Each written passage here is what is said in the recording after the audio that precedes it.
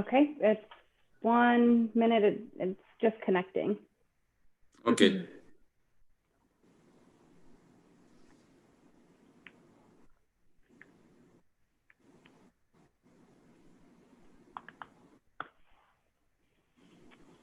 Okay, we're all set. You can call the meeting to order whenever you're ready. Yes, I'm ready. So let's call the meeting to order. It's 9:01. Could we go with the roll call? Good morning. Thank you, Chairman. I'll start with our voting commissioners. Dr. Khan, Present. Dr. Barron, Present. Teresa Bohannon, Bobette Bond, Here. Jessica Flood, Here. Flo Khan,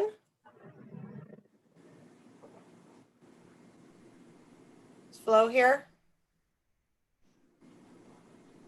Dr. Packham, Here. Yarleni Roadugan, Here. Sean Shaner, Here. Dr. Slonim, Here. Mason Van Houweling,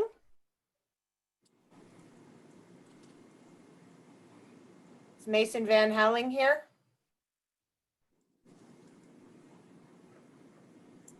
I don't see him yet. Okay. Our advisory commission members, Heather Korbulik Present. and Barbara Richardson, Here. Richard Whitley. I can see you there. Okay. Did Flo Khan arrive or Mason Van Houweling? I do not have them. Do we have a quorum? Yes. All right. Thank you very much. Thank you all the commissioners for getting back on our track, hopefully. So let's go to the item number 2 on the agenda for public comment. We'll start with the north. Are there any public comments in the north that we're aware of? The presentations are 3 minutes, as we've done that last time. So do we have anybody in the north for a public? Okay, Dr. Khan, let me see. It looks like anyone who is participating, if you can, go ahead and raise your hand now. If you are on phone, you can press *9 to raise your hand. And we ask that anybody during this public comment is not a patient. So this is for non-patient testimony. And I will have Leslie keep time. So as soon as you speak, Leslie will start monitoring your time. Looks like Joan Hall, you'll be first.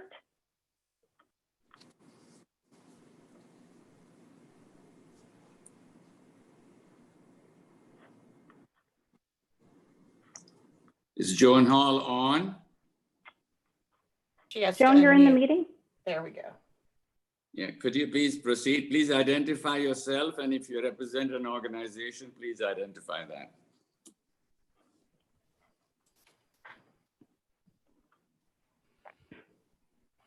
Whoops, there. Can you hear me now? This is Joan Hall Yes. from Yes. Nevada Yes. Rural Hospital Partners. Thank you. Sorry, I was speaking, but was muted. My membership would encourage this commission to consider workforce as a very important item to review. If you look at Dr. Packham's data book, Nevada always ranks near the bottom for every type of professional in Nevada, especially for behavioral health. That causes us licensing, credentialing, and adequacy of network issues. So we would hope that you would consider workforce as something to review. Thank you. Thank you.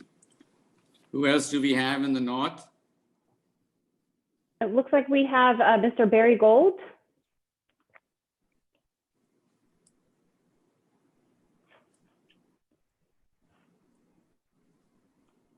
You want to give him a minute?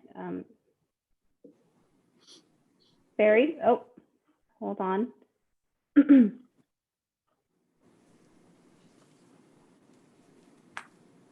Okay, Barry, you should be in. Yes, this is Barry Gold with AARP Nevada. I'm the Director of Government Relations. I just got thrown off, but I came back in. Hopefully you called on me for public comment. Yep. Thank you.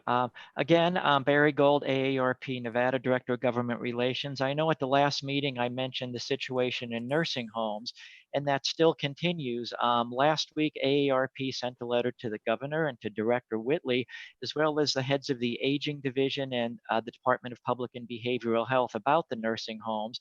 One of the main concerns is some states are beginning to develop plans to allow the ombudsman, the state ombudsman, to re-enter the facilities. I know right now they've been doing virtual visits and talking over the telephone, but the eyes on contact and the eyes on what's going on is so important. So we really were hoping that the state would really work to develop plans to allow the ombudsman to start re-entering the facilities, of course, with the correct protections for both patients and the ombudsman. That's really important. Also in our letter for the nursing home situation, it also talked about measuring the progress for eventually visitors will be allowed to go into nursing homes, and we need to be monitoring the progress for each individual facility to find out when they'll be meeting those guidelines to allow them in there. And that's really important because people do need visitation, and of course to require the virtual visitation in the meantime. The other thing was staffing levels need to be looked at. It has been proven that appropriate staffing does reduce infection rates.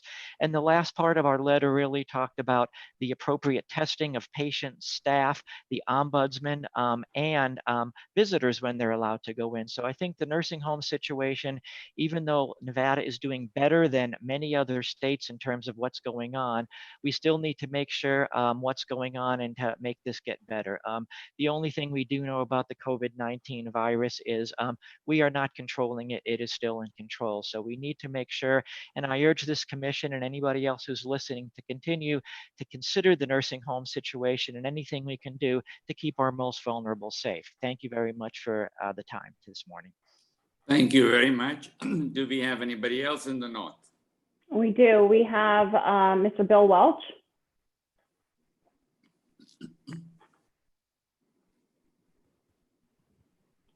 Can you hear me okay now? Yes. Yes. Thank you. For the record, my name is Bill Welch, President and CEO of the Nevada Hospital Association. I appreciate the opportunity to provide comments related to the direction of bill drafts requests being considered by the Patient Protection Commission. Understanding items identified early by the Patient Protection Commission as focus areas included healthcare workforce, coverage for vulnerable patients, including Medicaid and behavior. I think we lost you. We heard including behavioral, and then I think I lost you. Are you there? Mute, unmute? Oh, he just was on and then got dropped off. So maybe he'll join back in, but looks like we lost him. Let's go next person in the north. We can come back to him if he gets back on. Okay, great. Miss Amy Sjogren.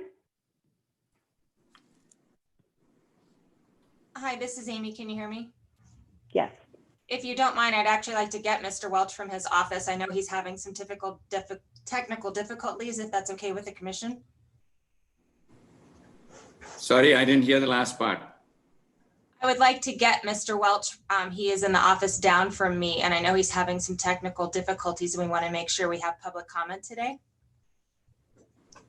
So you can proceed with yours. Once he gets over it, as I said earlier, we can get back to him. Unless you're going to represent him. No, we'll wait. We'll hold tight. Thank you. Okay. Thanks. Who else in the north? Looks like I have nobody else in the north. I can't tell specifically, but I've got Mr. Michael Gagnon. In the south? South, it looks like, yeah, I can't differentiate between where they are. Next in the line. Michael Gagnon? Yep. Mr. Gagnon? Can you hear me? Yeah. Very good. Good morning, Commissioners. My name is Michael Gagnon. I'm the Executive Director of Healthy Nevada, the statewide health information exchange here in Nevada. Just a little background on me. I bring over 17 years of specific health information exchange and interoperability experience to Nevada. I've been involved with the formation of health information exchanges in Vermont, Michigan, New York, and Wisconsin. And I was previously the Chief Technology Officer for the Vermont HIE, known as Vital. And I've been a nationwide consultant for HIEs for quite some time. And I've been in my current position as Executive Director for about 3 years.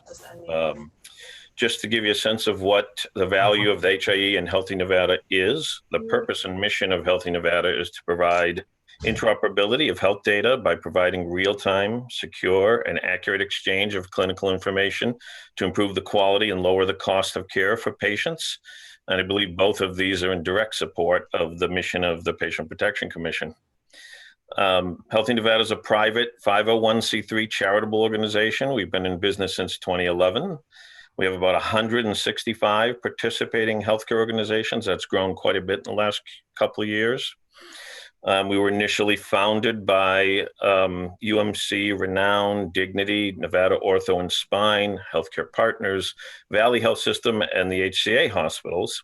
And we have a current additional representation on our board from rural hospitals, including Joan, who spoke earlier, the state of Nevada, consumers, accountable care organizations, and diagnostic centers. We were formed with a grant from Southwest Medical Associates. And that's a very common practice for obtaining seed funding for health information exchange. Several other states have obtained seed funding in that same way. One of the differences here in Nevada is that the HIE is dependent almost entirely on private funds. It's only received about 4% of its funding over the last 9 years from state and federal grant programs, despite the fact that there's quite a bit of state and federal grant, well, at least federal grant funding through HITECH and the MITA program. We did receive a $1.2 million grant about 2 years ago, and it actually was quite successful in allowing us to connect several rural hospitals, nursing homes, the Nevada State Public Health Lab, and the Southern Nevada Health District. Those last two have had a direct impact on some COVID-19 test reporting and data collection for public health. All HIEs have a plan for building and sustaining themselves. They need to have capital funding to build out their network and to build their technology infrastructure. And they need sustainability through private investments and ongoing subscription fees. We believe that there's still a significant amount of federal funding available at 90-10 that we could take advantage of. First, through the HITECH program, which runs through the end of September next year, 2021. And then after that, through something called Medicaid Information Technology Architecture, which runs after that. Both provide funding at 90-10. Your time is up. Your 3 minutes have passed. Okay. Thank you. And I believe you've submitted written information also. I really appreciate your presentation. Okay, thank you. Okay, I've got a caller with the last 4 digits, 2522.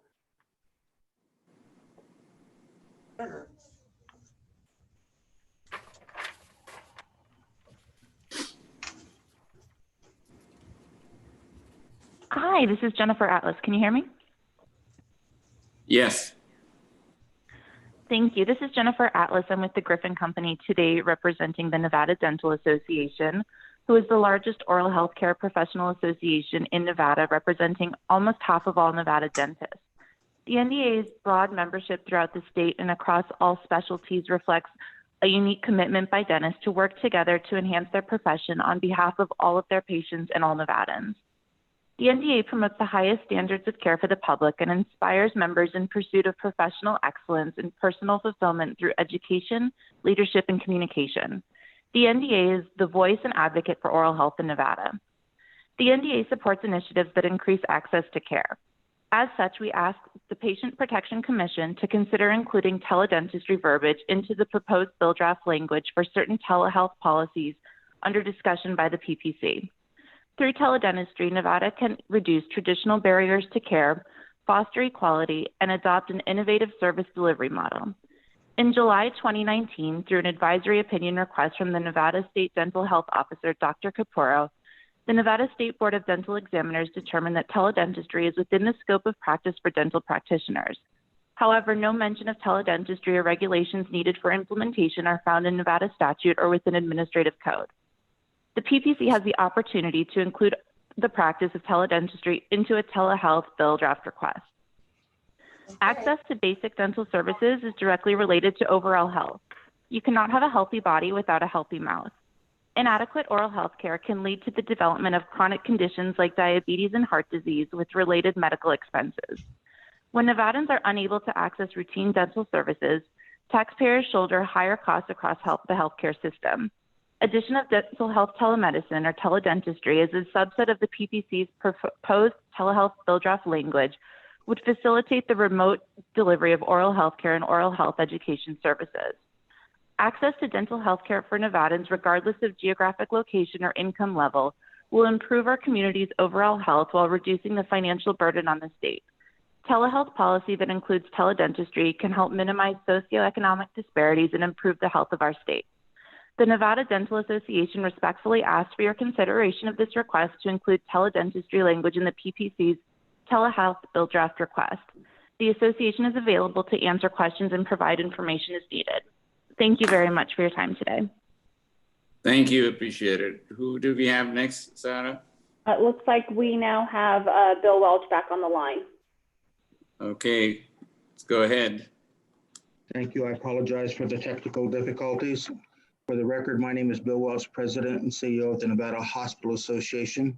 I appreciate the opportunity to provide comments related to the direction of bill drafts requests being considered by the Patient Protection Commission. Understanding items identified early by the Patient Protection Commission as focus areas included healthcare workforce, coverage for vulnerable populations, including Medicaid and behavioral health, to name just a few.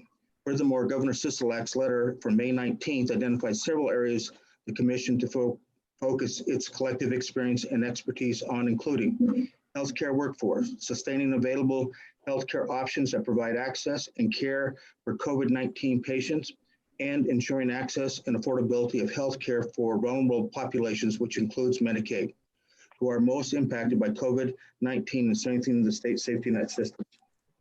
While the Nevada Hospital Association believes the two BDRs by the Patient Protection Commission to date, telehealth, including payment parity and price transparency for payers, providers, and all healthcare entities are important for patients, we believe using the remaining BDR to address one of the key areas outlined in my prior comments would best serve Nevada's patients. In particular, the Nevada Hospital Association would like to see BDRs that address Nevada's dire need to increase healthcare workforce, which has been demonstrated as a critical area as we have dealt with the pandemic of COVID-19, Medicaid, leveraging the expenditures of money by Medicaid program and reimbursement rates under Medicaid to increase the quality and accessibility of healthcare for lower income persons. Again, as a result of the COVID-19 pandemic, recently Medicaid budget across the board was reduced. We heard at a workshop just recently this week how many providers are going to be struggling to be able to continue seeing Medicaid recipients, and this is very concerning to us. We would strongly encourage you to make one of your last two BDRs to be focused on healthcare workforce and or reevaluating Medicaid as it is currently structured and funded. I appreciate the opportunity to speak today, and thank you for your consideration. Thank you very much. Who do we have next, Sarah? It looks like that concludes public comment. Hold on, let's see. Let me just take one more moment. Yep, that concludes public comment. No more testimony. Thank you very much. So we're done with item number 3. So item number 4 for action, approval of August 3, 2020 minutes. I believe all of the fellow commissioners received the draft for consideration for approval today. What I would like to entertain, if anybody who wants to correct, modify, or change based on their views, please let us know so that we can then proceed with somebody to make a motion to approve and second. I would move to approve. Howard Barron. Is there a second? This is Mason Van Houweling. I'd like to second Mr. Barron's, Dr. Barron's Okay. motion. Moved and seconded. Any further discussion? If not, could we say all those in favor, aye? Aye. Any abstentions? All right.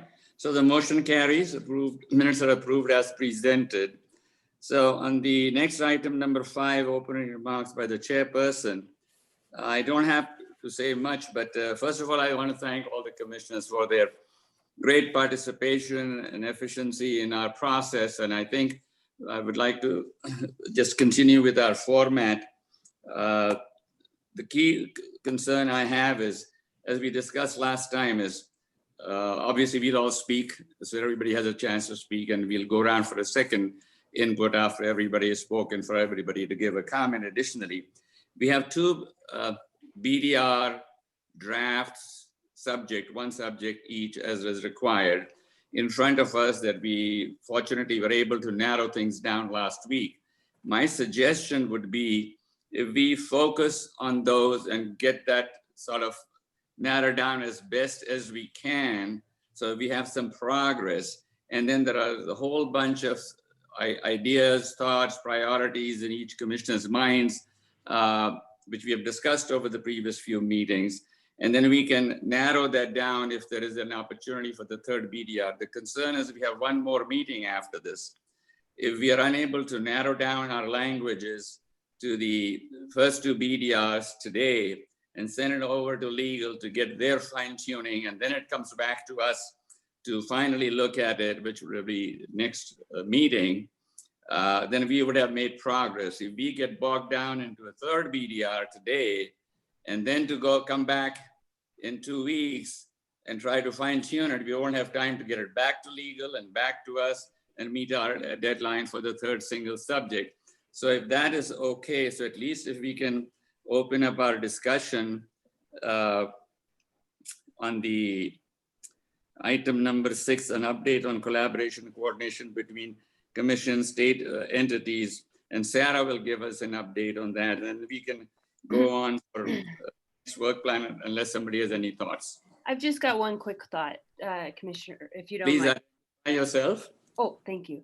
Okay. This is Jessica Flood, Regional Behavioral Health Coordinator. So with my understanding of the BDR process, we need to have a placeholder September 1st, and it can be pretty broad and general. So transparency and telehealth would probably be sufficient in order to have those topics.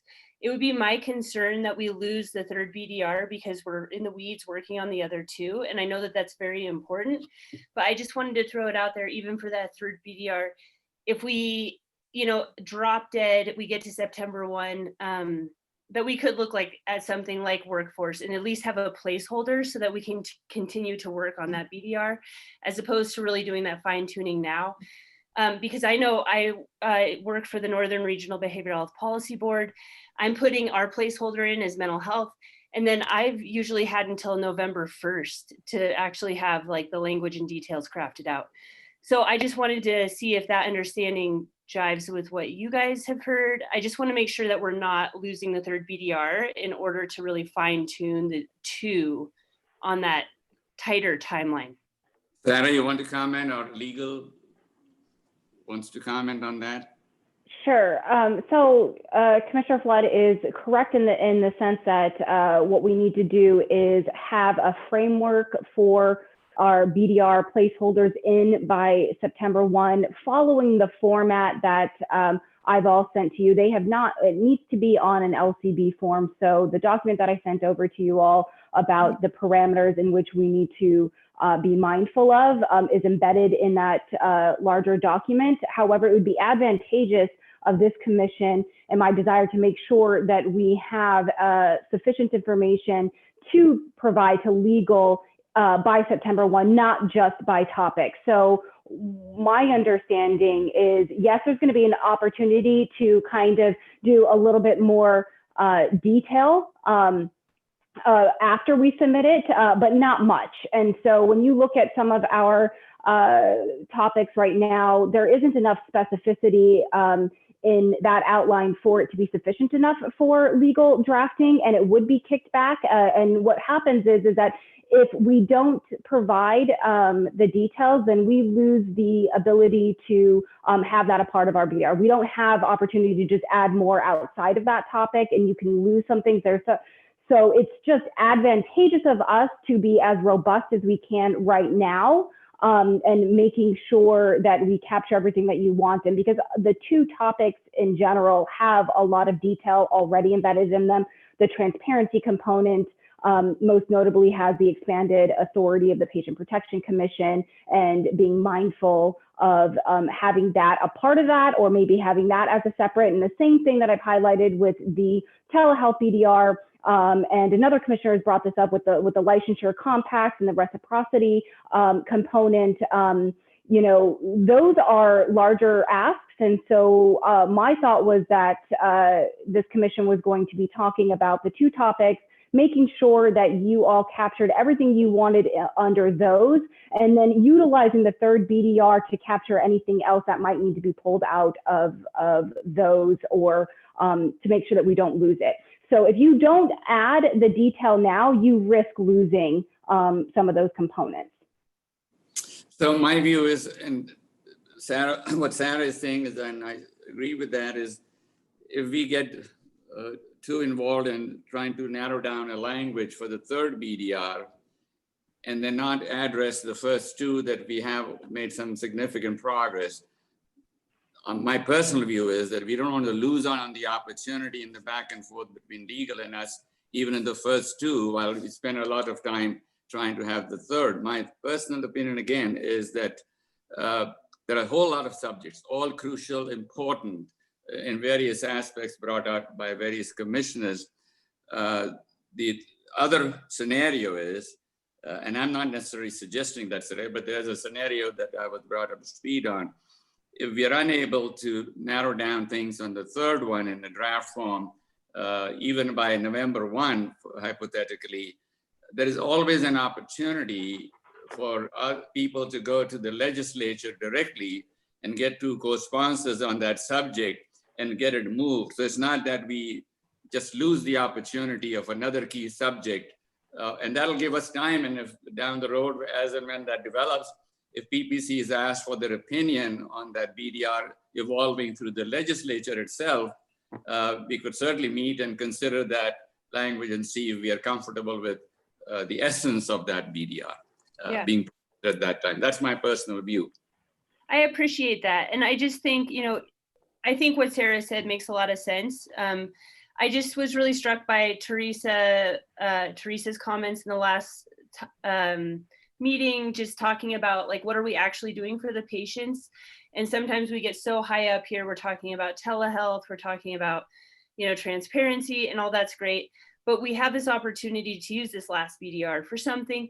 And Sarah, like you're saying, even if we do kind of throw in a placeholder for it, and then that's something that we work out on the back end, I would just hate to lose a BDR when we've got so much momentum and such great conversation. I thought Bill Welch's comments today on workforce development were pretty valid. And maybe that ties into this licensure and reciprocity. I just want to make sure we're really fully utilizing this commission, as I'm sure we all do. So if I may suggest, my prerogative chair, if we can possibly move with these two bill drafts and narrow down as much as we possibly can, and then if we have time, certainly discuss the options of what the potential third BDR may look like in order to put up a placeholder. But I don't want to lose time. A lot has been accomplished to narrow down our two main subjects for today. So if we may start with that and get it moved as well as we can, and then certainly discuss the placeholder item subject. We'll have to have a majority of the people wanting that third subject to be included in a third BDR, which itself would be a major undertaking time-wise. So if that is okay, maybe possibly start up with our item number 6 that we were talking about, Sarah? Sure. So, Dr. Khan, I don't have much to say. I'll keep this brief, but I do, you know, it goes in line with what you were mentioning and the collaboration efforts of this commission outside of the utilization of our 3 BDRs. So I'm in constant communication with other boards and entities and commissions. And last week I mentioned to this commission, or last meeting, the Child and Maternal Health Policy Board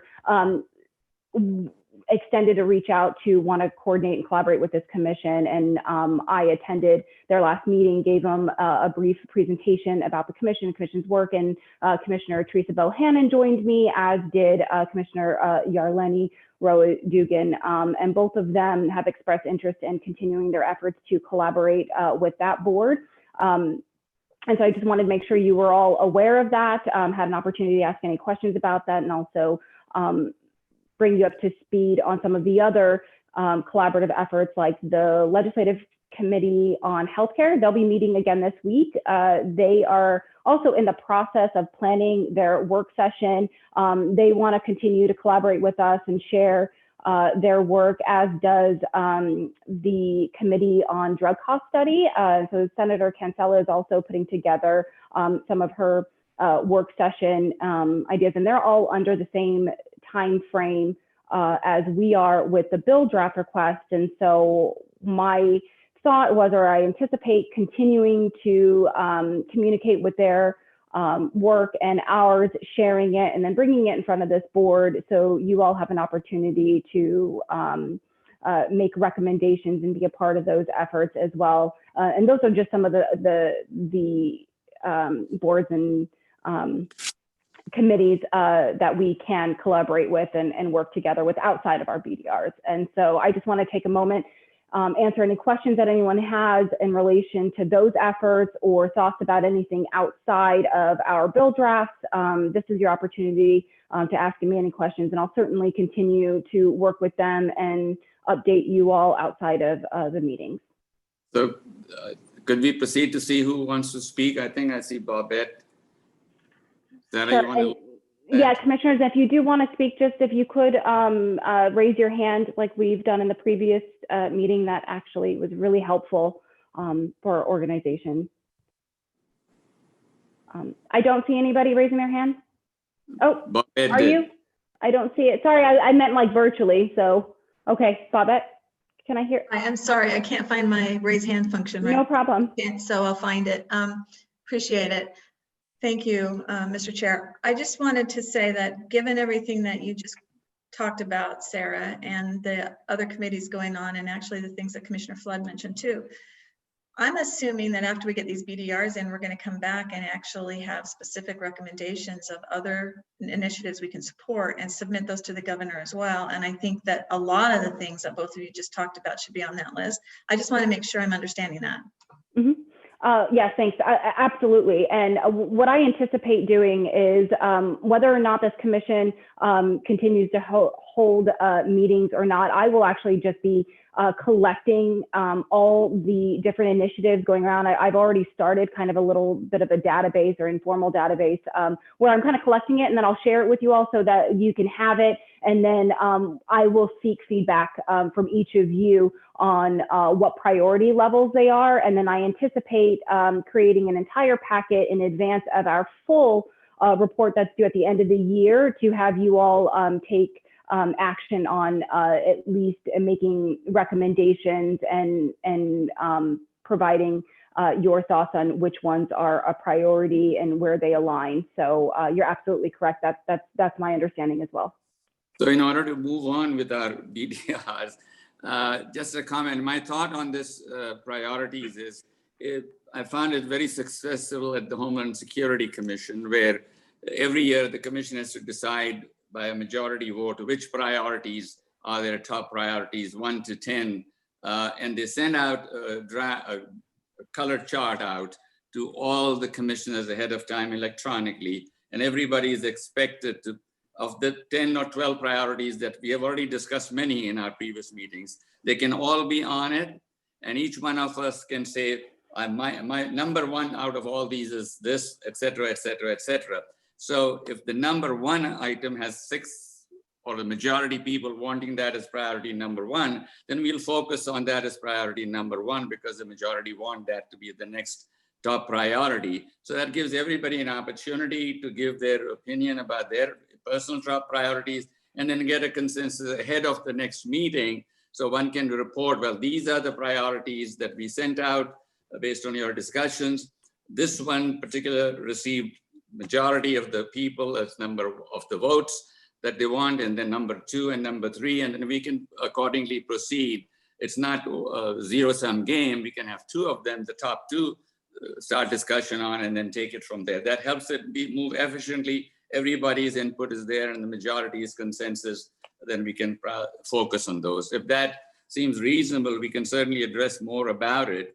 But if it is okay, I would really like to move on with our BDR discussion, which I think is the next item, number 7 for possible action. Work plan and potential bill draft request, item number 8. Potential bill draft language implementing certain telehealth policies. I'm told everybody received communication from Sarah in this whole context, and opinions were requested from everybody ahead of time so that we can narrow the subjects down. Sarah, you want to take it on? How many did we get and what were they? And then the others will start the process of getting everybody's input so everybody gets to speak. Okay, great. So what I'm going to do is I'm just going to share my screen like we've done before. And commissioners, as I told you I would be doing is using this outline. So I did not get as much participation as I had anticipated in between our last meetings. I actually think I only got responses of 4 of you to provide information. 3 of you had indicated that you were okay with me sharing what you provided, and that was what was in the email. And I attempted to include what I felt had the highest consensus on the telehealth provisions, and the other ones I think you'll have to all discuss. I did not feel comfortable putting everything on this document. For instance, on our telehealth BDR, there were some of the items like, if you go back to that outline, regulations and ensuring that there's sufficient access to mental health and addressing licensure and adequacy of networks, and then the licensure compacts as I indicated to you on my email. My question is, I understand that those are kind of broader topics, but how do you propose that we capture that as a legislative ask? And so I know that the goal of this telehealth BDR is to enact legislation that codifies the telehealth flexibilities that have been granted during this public health emergency into law. And we've got, an outline of those, but the only items that I saw really that made sense to put on here for the legislative intent is the expansion of services and the private payer parity. My question, just for clarity, is when we're talking about the telehealth flexibilities, is it your intent to capture what the state has done, or are we capturing some of the federal telehealth flexibilities? And so I just want to push it back over to the commission to make sure that I'm capturing it accurately for you all. So if we may proceed with everybody an opportunity to speak, not only just to this particular suggestion, but their own thoughts and what they have in mind to kind of narrow down our language. So Sarah, you and Leslie, can you monitor so that every one of us has an opportunity to speak their minds? Yeah, absolutely. I'll start with a list. I've got the list that's following what we have posted online, and that's Dr. Packham. We'll start with you.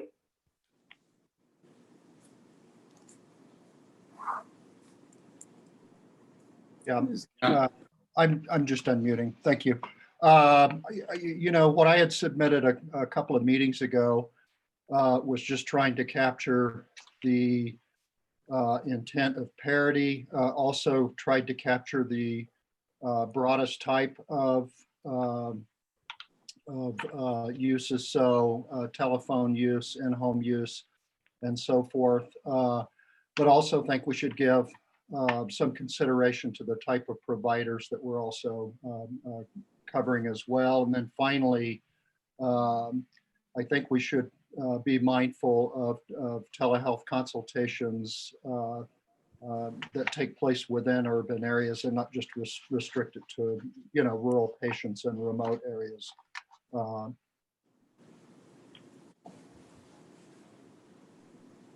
don't know if that adds anything to what's existing there, but.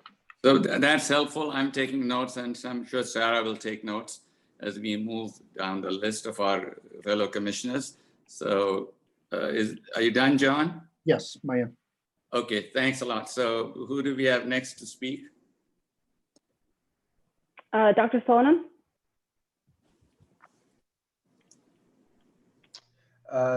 Thank you, Sarah. Thank you, Dr. Khan. I appreciate this. Most of what is included here is good for me and captures the intent of many of the things that I think we've talked about. The emergency provisions of favor parity. The only thing I would want to assure is that from a scope of service perspective, there are not things that are excluded. And I think that gets captured in the state of emergency piece, but I'm not 100% on that. So let me be specific. I want to make sure that mental health is covered in this and assuring that those services are broadly captured in the, I think that they are captured in the emergency provisions, but don't want to get to a list because I think that will jeopardize us, will invariably leave something off the list. Mental health is one of those that is so important, though, that I want to make sure that it's included in the state of emergency provisions as included in expansion of service. Thank you. Thank you, Tony. Who else is on the line for next? Mason, Commissioner Van Houweling. Hi, good morning. This is Mason Van Houweling. Just reviewing the summary document, or at least the framework. I'm good with everything. I agree. We've been very focused on mental health. So I agree with Dr. Sloan, and we don't want to create a whole attachment with certain lists, but I think it's a clear message that this body is very supportive of both medical, dental, and behavioral mental health. So I'm good with the document and support what we have so far. So thank you. Thank you, Mason. Our next person. Sure. Can I just, for clarity, really, did you indicate the dental, Mason? Well, I was just trying to be all encompassing, okay. Not to leave any of our medical providers out, but Sure. I don't know, but I think it's just providing medical, behavioral, mental, and dental health really covers the whole gamut. Yep. Okay, great. And I'm taking notes here because I also agree with Dr. Sloan and what you're saying with not wanting to create a list to kind of limit things. So I'm just putting it here in parentheses so that make sure that we're not creating a list to exclude anyone, but this is just making sure that these items are covered under this provision. And so, thanks. So, thank you. Just a comment. Remember, as I understand the process, we may submit a bill draft. The legislature at that point in time when they debate it, they may want to have amendments, et cetera, at that point.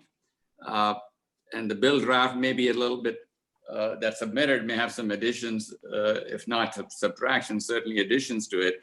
And which is fine if that's their intent and they have the majority to support that. Mm-hmm. So moving on to our next presenter. Okay, Bobette.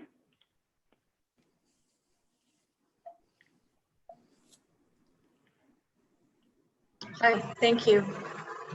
I have like two questions that might go back to what the Chairman Khan just said about the research by LCB. I'm not sure what state statute is about telehealth for dental, and I'm not sure what the emergency declaration did for telehealth for dental. I think I'd like to understand that before we expand the whole scope of practice to something if it doesn't exist yet in Nevada. And then secondly, in general, I'd like to know what we're changing in state statute. And maybe we could just, as part of next week's, the next meeting we have, get some clarification. Sarah, I don't know if you have time to have LCB say what these recommendations change, but I'd like to know that before we finalize. Sarah, do you have any input or legal? Yeah, I'm not sure if Greg can jump in now. I do know that these are the chapters of NRS that are seeking to be changed by this. At least these are the ones that we've identified so far. I think what might be good is if I can get some clarity or get some information about the public, I'm sorry, about, let's see, like what is the definitions under the emergency. And so I don't know if any of the commissioners here have that information that they can share, and then I can share with the commission. Otherwise, I can try to research that. So if any of the commissioners have that, that would be helpful, and then I'll circulate that, because I think that's the starting foundation, Bob, that is what you're looking at, right, is what's captured underneath that. And I'm also seeking clarity on that as well too, which is why I'm taking notes here to make sure. I don't know if dental or if mental health is underneath that. And if anyone has access to that and can share with me, I'd certainly get that out to the group. All right, good enough. The next commissioner online.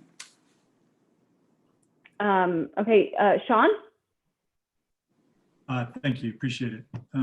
As I look through the language, I think the one thing that I would ask would be around adequacy. I know we don't have network adequacy in here, and there's a separate DOI subcommittee with respect to adequacy.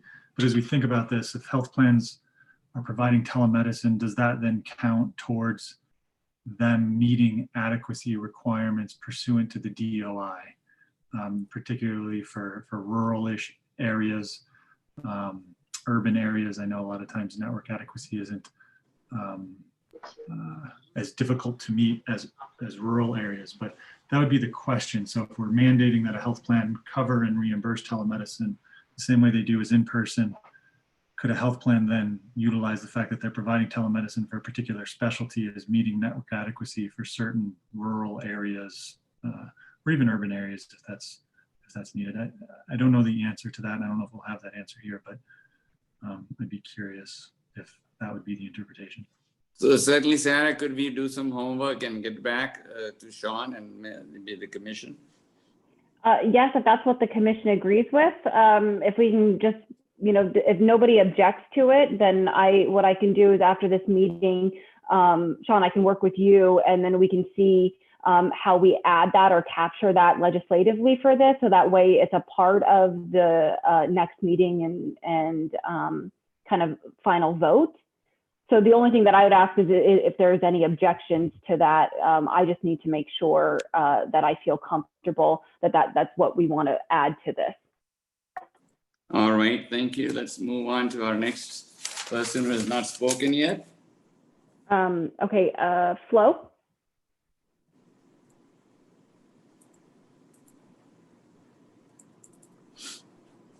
Sorry about that. I'm good with everything that's on the list. I had the same kind of questions with respect to just further understanding what was actually within the emergency regulations, but outside of that, everything looks good.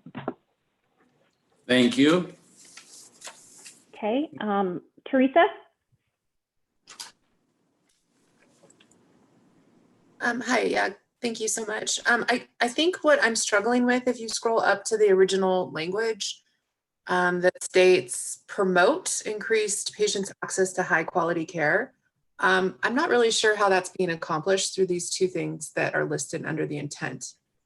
I'm not sure how we're actually really increasing it. I'm very much in support of expanding services. I think Sarah, as in the MCHAB, was mentioned by Dr. Tyree Davis, talking about teledentistry. So we've heard that quite a bit. I think that we really should, look into that as much as possible and see if we can include teledentistry in our language. But I also wonder how we're ensuring like equal or equitable access to patients. This was also mentioned in the MCHAB. So I see a lot of things have kind of dropped off from what we discussed, but kind of where are we going to ensure that the type of telemedicine that patients are accessing is high quality? I'm not really sure how we're doing that. Also, I'm kind of curious where Medicaid fits into this. I sat in on the meeting that Bill Welch discussed about the 6% reduction for Medicaid reimbursement. There was a lot of outcry from various providers and parents of medically fragile children. And so I'm just kind of curious where Medicaid fits into our telehealth bill. All right, thank you very much. Sarah, who's our next commissioner? Not on. Jessica?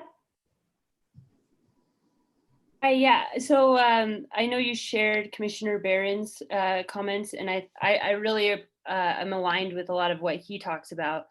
So I support the existing pieces of the expansion of service in line with the governor's expansion and also the payer parity.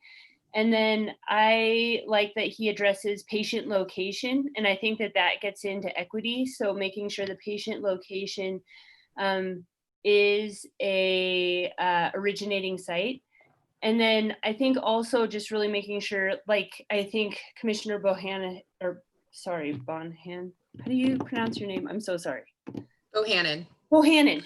Commissioner Bohannon was saying that, you know, however we can use as many different platforms as possible for telehealth, such as, you know, FaceTime. I know that there's some non-HIPAA compliant things, but I think really making sure that for those patients that have access to limited resources, that we're really taking them into account so that they can access telehealth. He also talks about the relationship between the patient and provider and making sure that it covers both new and established patients. I think Commissioner Packham was right in really making sure we're identifying the types of eligible providers. And then I had kind of a weird idea about this quality piece. So I hear that for psychiatrists in the state of Nevada, there's this huge increase of out-of-state providers becoming licensed as psychiatrists for telehealth, and I think that's great. One of the concerns, though, is that that quality may not be great. And I don't know if other states have done this. I was wondering if maybe you could look into this, Sarah, having like a certification for like a very small training, a 1-hour training of like, what is Nevada, the culture of Nevada, to be able to provide culturally competent practices in Nevada, since we are a rural state and we have limited resources. And then some understanding of the resources that you have in Nevada, so that if you are working in telehealth, that you would be able to connect people to other needed resources. So I don't know if that's a crazy idea, but I just wanted to present that as some way of trying to address that quality piece. All right, appreciate it, thank you. And Dr. Khan, if I may, just for a moment, you know, going back, because that's the end of the testimony, and I think we're going to go back to your second round, but on the equitable access, I really appreciate Commissioner Bohannon and Flood's comments, and I'd be happy to work with both of you offline to see how we can embed that into this BDR, so long as there's no objections to it. So the only thing that I'm asking is that I get clarity from the commission that nobody wants to object to looking at an equitable access provision for patients. I suspect that there isn't any objections, but what I would like to do is work with both of you between now and our next meeting on figuring out the right language to put forth in this BDR to capture that legislative intent. Because I don't know the answer. And I think it's just a combination of doing a little bit of research on kind of cultural competency language and statute, and also maybe the certificate, like you said. So it requires a little bit of work, but I would love the opportunity to work with both of you in advance of our next meeting to make sure that we get that in this document in some form, so long as there's no objections from the commission. So that's all I'm seeking today, is making sure that we can move forward, and let's do that. Thank you very much. So just a few things. I've had some notes, and I'm sure Sarah's kept some notes of the points raised by all the commissioners where there is a commonality of a couple, three. But let's hold on to that till everybody else gives their second round of opinions based on opinions raised by the others, see if they have anything to add or have their perspective on those issues that were raised that are not, in their opinion, adequately covered in the current bill draft. Perhaps. So I think everybody can chime in and how did they feel about some of those and or by themselves. So let's proceed. Okay, it looks like Commissioner Bond first. And then anybody else, if you'd like to speak again, please just raise your hand and I'll call on you. I saw Dr. Barron. Uh-huh. Yeah, I didn't get a first round. Oh, sorry, Dr. Barron. I wasn't called in the first round. But so that's why I raised my hand electronically, but it got ignored. I apologize. I need another cup of coffee. Sorry. By that, I apologize. There you go. So just really briefly to kind of comment on a couple of things. I think really good comments on everybody's part. One point is that we have Commissioner Richardson on this call, and Barbara may be able to comment on what the current state of affairs is with regards to telehealth, and Commissioner Shaner's question about whether telehealth is currently being used in meeting requirements for network adequacy or not, and if so, in what way, so we can see if we need to put some language in there to modify what we're currently doing. And I think going back to what your original question was, Sarah, when you started the conversation, I think the intent was to, as you said at the very beginning of the document, to codify the emergency regulations, whether they be federal emergency regulations that might expire when the emergency is declared finished, or state emergency regulations, if they're applicable to this, to be codified so that they continue beyond the point of the emergency declaration expiring. And to that end, I focused my efforts when I sent you some language on the federal emergency document, but I didn't really receive anything about the state and whether any of Governor Sisolak's emergency declarations were specific for telehealth in particular. So I really kind of can't comment on that at this moment, but certainly happy to look into it further. Great. Thank you. Did we miss any other commissioner in the first round? All right. So apologize again, Howard. So let's move back on. I think on our second round, Bobette was the first one. In that, is that correct? Thank you, Chairman. I have two issues now. One is just to follow up on what Commissioner Bohannon said. My understanding from our first meeting was that the reason we are focusing on telehealth is the huge uptick in access that it seems to have provided, and that we want to hang on to that. And that is things like Facebook access, Skype, phone, that let anything that the patient can use be a viable record and visit. So I think that we will just get you to confirm that. But my second issue is I think that we're not going to know if this is helpful or if we've caused unintended harm if we don't track it. So I think it's very important, in addition to what Commissioner Flood said about can we get some sort of measure of quality. I think it's really important to track what we did. How much does access change? Is there a way to track that? Are there consequences where people aren't getting quality? And it's hard to create reporting. Maybe Director Whitley has suggestions. I always ask him about transparency and tracking. So I'll always put him on the spot. But I do think we have to track whatever we do so that we can report back. Thank you. Yes, a quick comment. It's a great point. It's just that one will have to collect data and narrow things down over a period of time before we can make sense of how does one define, quality of telemedicine. Somebody's using Facebook, somebody's Zoom, somebody this, somebody that. Some doctors' offices have created their own format where people can click into their website and with their information, etc., get direct to where they want to get and do that. But not necessarily every doctor has. So, but that's opens up a Pandora's box. So perhaps we can look that up and collect some data, see what's the experiences with the various formats of telemedicine, and maybe in the next go around, figure out how to nail it down more specifically after the data. Thanks, Bobette. Who's next? I don't have anybody that's raised their hand, so I'm not sure where we want to go. But if we could maybe ask Commissioner Richardson to talk about the network adequacy piece on what Mr. or Commissioner Shaner mentioned, and then again, I just want to make sure I get consensus from the group Let's proceed with that. Okay. Do we have Richard on? Yeah, I'm here. Can you hear me now? Can you hear me okay? Yes. Okay, great. So yeah, for telemedicine, it would be considered part of the network adequacy review. I would say though that up until the COVID-19 pandemic, it was not used very much. So, but we would still consider it to be part of that the idea under being able to extend potential network adequacy to the rural areas.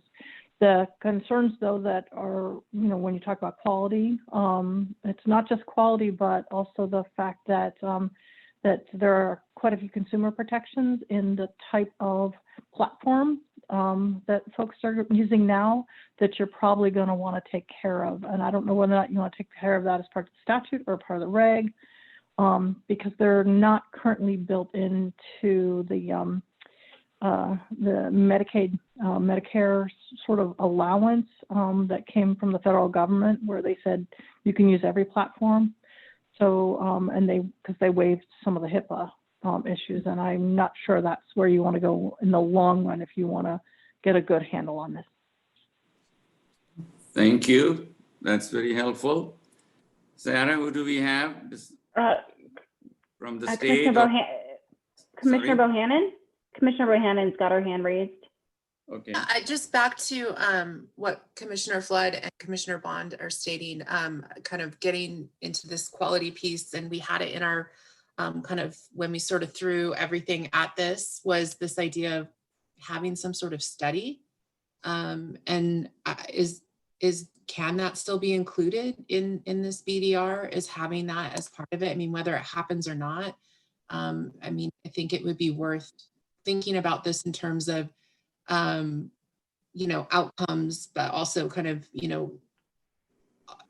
from all stakeholder point of views, like not just from the patient, but from the provider. And also, I like the idea of a training and thinking about that so many providers, like teachers, were just kind of thrown into, completely changing their delivery of care, and thinking about if there could be additional supports provided to providers who are still learning how to best deliver care in this platform. So I don't know if that's something that we can also include. I think it would be helpful. All right, thank you very much. And who else has raised their hand, Sarah? I don't have anybody else that's raising their hand, but if we could pause, maybe Director Whitley could address the topic of review and tracking and reporting, as Commissioner Bond had mentioned. Maybe we could hear from him. Is he on? Sorry, Director. Yep.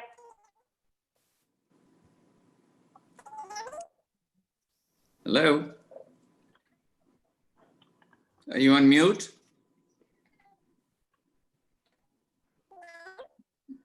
Go ahead. You're on mute. There you are. Oh, we can hear you talking, but we can't hear you.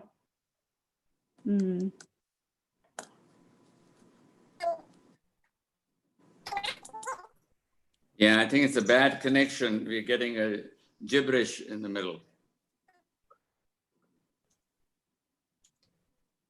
Can we possibly, Richard, since you can hear us, try to reconnect or reboot, see if that helps? Is that doable? You can nod or otherwise. Nope, he's off, so I think he's going to try it. And okay, so Commissioner Flood has her hand raised.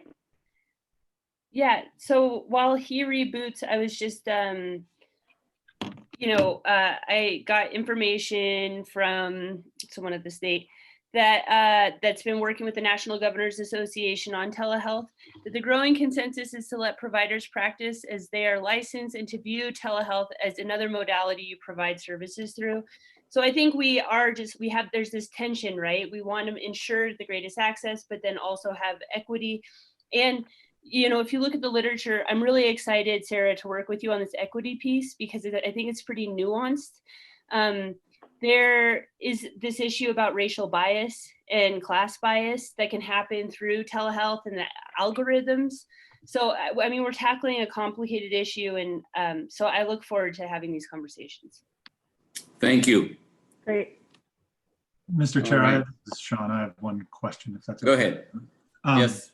First, thank you to Ms. Richardson with regards to the Department of Insurance. There was a question on Medicaid I guess my follow-up there, and I saw Suzanne was on the phone, would that same network adequacy for telemedicine be able to apply to the Medicaid managed care organizations that work with the state in the urban areas with respect to meeting network adequacy?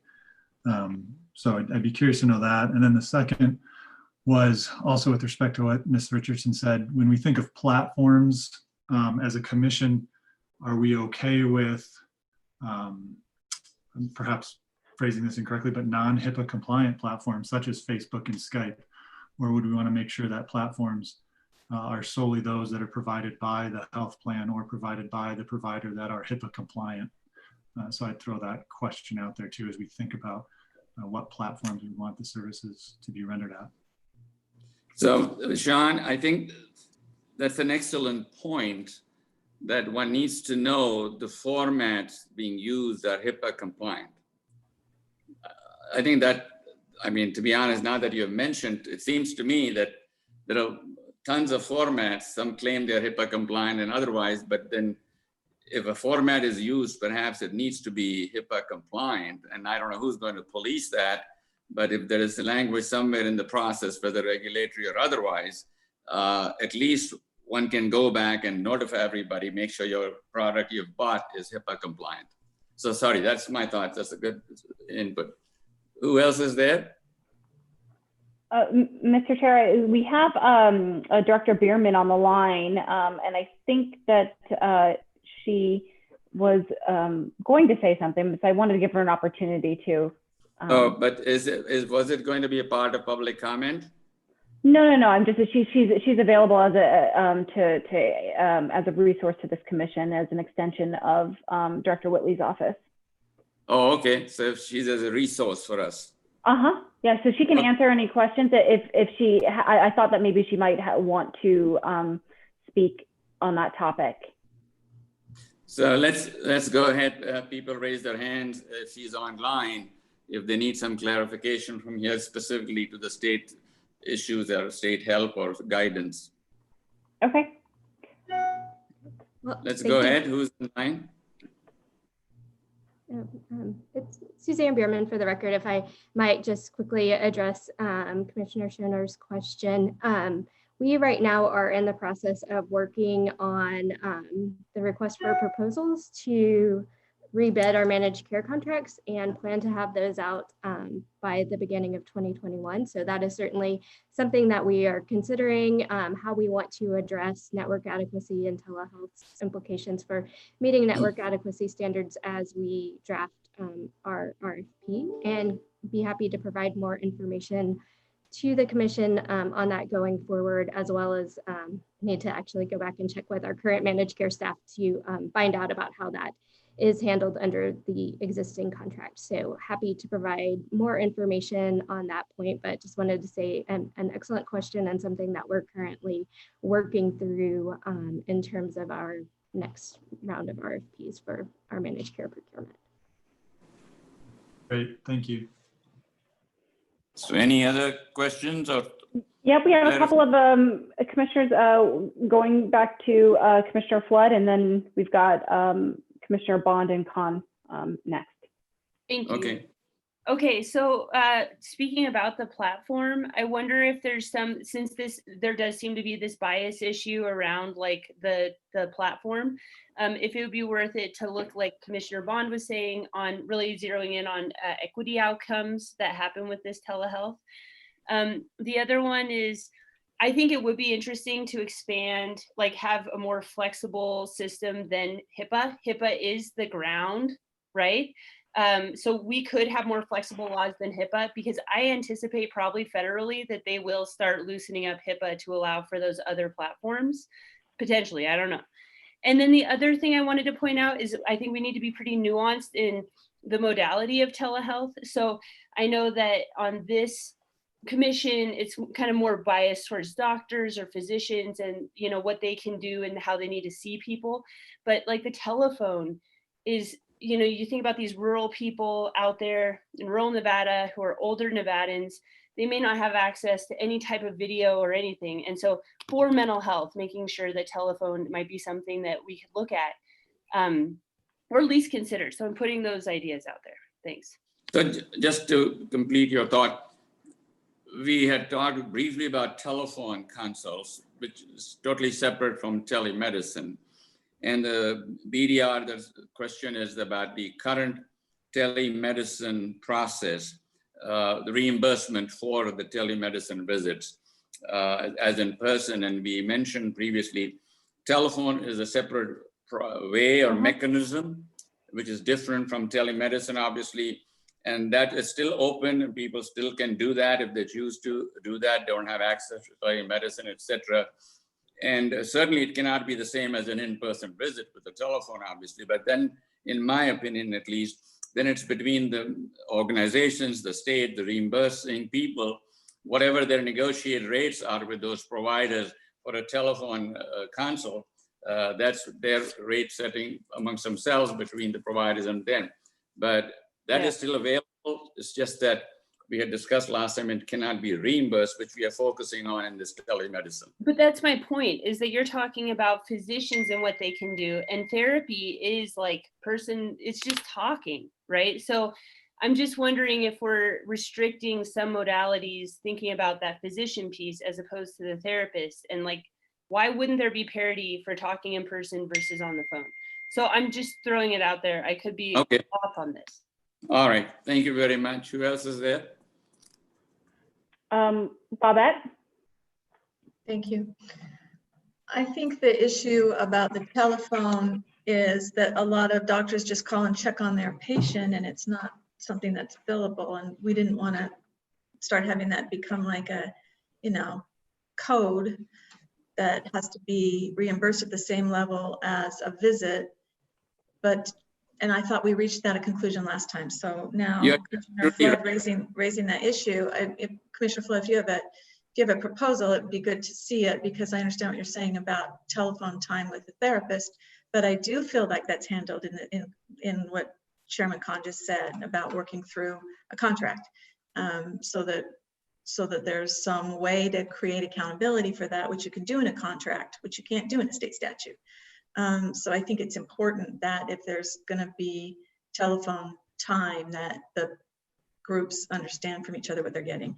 My second comment, though, is I think this issue of HIPAA, I think we should separate private health information protection from the rest of the HIPAA law. The HIPAA law is wide and deep, and there's a lot of things in it.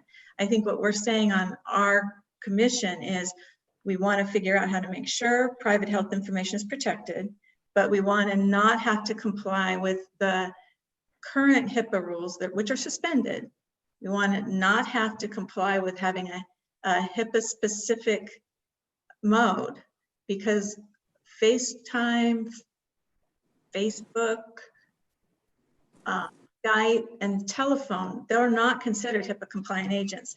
And they are the agents that have created all the access that we now have, that the patients have appreciated, and they have opened the door to allow telehealth to work. So we've got to figure out how to allow those vehicles and also figure out how PHI is protected. I think that's what we need from LCB. All right, thank you, Babette. Who's next? We need to move on and narrow down this bill a little bit. Anybody else in line to speak? Flo is next. Thank you, Sarah. So the question I guess I have, Sarah, really is more of a logistical one in process then, given everything that we've heard. So you've got the outline of information that you're going to submit. This is my understanding, that you're going to submit to LCB, and then will we get from them, based on what we've provided today, an outline, or are we going to get actual language that we'll have to review that we can then take some time and go through to see, just to Commissioner Bond's discussion just now, like, will we be able to see like what types of platforms, or are we just going to generally let them put in that we'll have platforms that will be available that are HIPAA compliant, or that are compliant to the extent that the emergency regulations allow them to be? What are we going to see that then we can respond to? Sure. So what we're doing right now is we won't see actual language until we file it after the September 3rd. And so I won't have the ability to get language from legal, LCB legal that'll have it in that bill form. And I think that's what you're talking about, is we won't actually be able to see that until after we submit our placeholder. And then we'll have an opportunity to make some changes or comments in advance of what Commissioner Flood had indicated earlier in this meeting before our pre-file deadline, which is November 19th. So in between September and November, we'll have an opportunity to kind of work on the bill language after we get it back from legal. I don't know when and what the timing is. That's their time frame. But for our work and our stuff now is it's going to be this, the outline that I have shared with everyone. And so this is a language that we need to work on collectively in advance of submitting our bill draft, because the more specificity that we can give to legal sets us up to make sure that they capture the intent of the legislation that we want. And so, you know, for instance, if you do have comments about specific modalities that you want to use, or standard of care, or, you know, the equitable access, those types of the provisions, I want to work with each of you, and in between now and the 31st, before we actually submit it, to get that language as detailed as we can, so legal has the ability to draft it the way we want them to draft it. Okay, thank you, Sarah. Does that make sense? We, yeah. Yes, so thank you. Move along to get things narrowed down. I've taken notes, Sarah, you have taken notes by and large, and please let me know if my recollection and my notes is not accurate per your thought processes. So by and large, just about everybody said in principle they're in agreement with the draft as presented, but several of the commissioners had additional thoughts or clarifications or requests that they thought perhaps should be included. And one of the ones that came up about types of providers covered, and then one opinion was we need not go through the whole list of who's who or what are excluded, etc. And there was an opinion subsequently whether mental health at least be put into that, and or by Mason with dental and behavioral and mental health. So at least a couple, three of you have mentioned perhaps at least have those two or so areas, if not a whole list of other providers. And then the other comment came up about adequacy of network versus rural. Sean had brought that up, but there are suggestions on that. But I think the health department people spoke a little bit towards it. If not, so that is something to be clarified, if everybody wants that as a part of the language. Quality was discussed, and the concern I have, quality is a massive undertaking. How and who defines what's quality in which area? So in this case, if we are focusing on the quality of telemedicine itself, then in itself, somebody has to set parameters as saying, this is the minimum quality standard we want in the telemedicine, and each provider is setting up their system with different telemedicine processes, whether it's Facebook or customized or their direct one. So this may actually open up a Pandora's box, perhaps for HIPAA compliance part. If one can look at an option scenario, which was also discussed by some of the other commissioners, we need to look at that. So that's just my opinion about what may or may not happen. We had Howard's suggestion, generally agreement with BDR, and the question was raised the same about type of compliance, et cetera, et cetera. And so basically that was the general thought process. Sarah, you've been taking notes, I'm sure you have looked at all that. So which would be the couple of items that, in principle, everybody agreed with the basic draft, but there were these few other thoughts, as I highlighted from my notes, that were raised, and how and if that should be incorporated. So if we may start, the first one was the providers covered. There were several people joined into that, whether we leave it at this or want to add medical behavioral health and or dental, and leave the rest open. And as and when it goes to the legislature, it may be added, subtracted, made more specific. Or does the commission want to think about, it'll be a slew of people in this list that I think may be more a logistical challenge. You're bound to miss one and then you get into trouble with everybody else. And so any comments, quick ones from everybody on this part? And then the third one was quality. So we can take one at a time and get some consensus whether to add and how specifically. Hey, Sarah, nice sure. people. Commissioner Bohannon? Thank you. I just was thinking about some of the new technologies that are coming out that can assist providers outside of a clinical setting. I just saw a commercial for it today, like portable EKG machines. So I'm just wondering if there's a way to think about medical devices and how we could maybe incorporate that so that they're also reimbursed. If, you know, it could be shown that they could be used in a home to assist with better, you know, clinical diagnosis. And obviously that can get to a quality piece as well.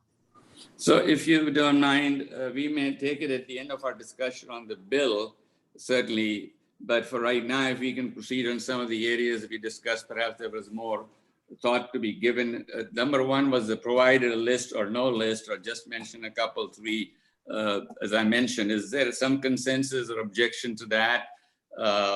With minimal, you know, thing, see yes or no kind of a thing would be helpful.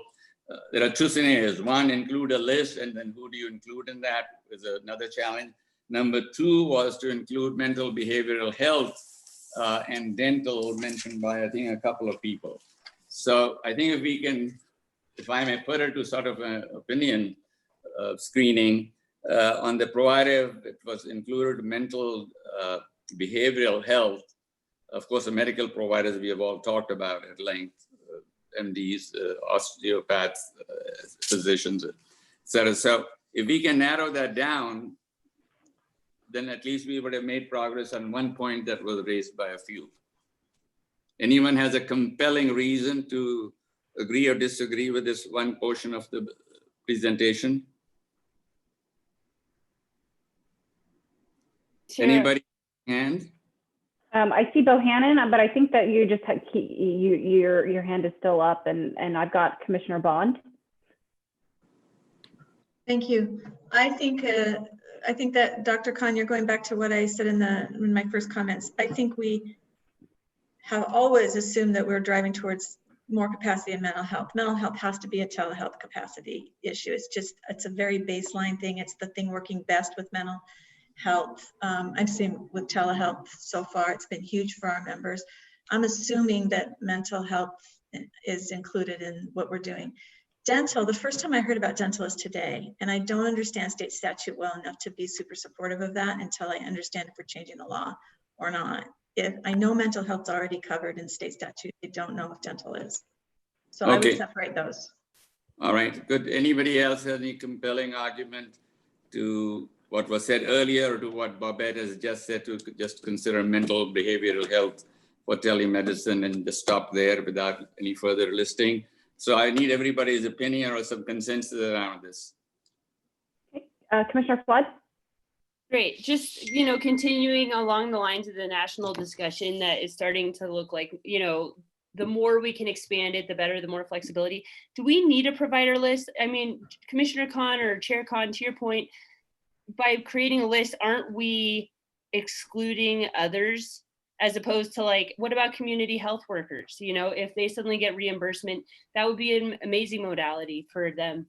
So just a thought, like, do we want to limit it, or is there a reason? With you, I think maybe I didn't clarify myself. It was a point raised just to reinforce what you just said, that there may be an argument made for a list, but then what would that list be like, and who do you exclude, and etc.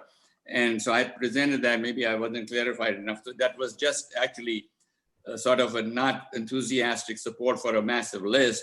And that's why I said it was narrowed down, but more than one commissioner talked about mental behavioral health. And I think one of our commissioners said perhaps dental.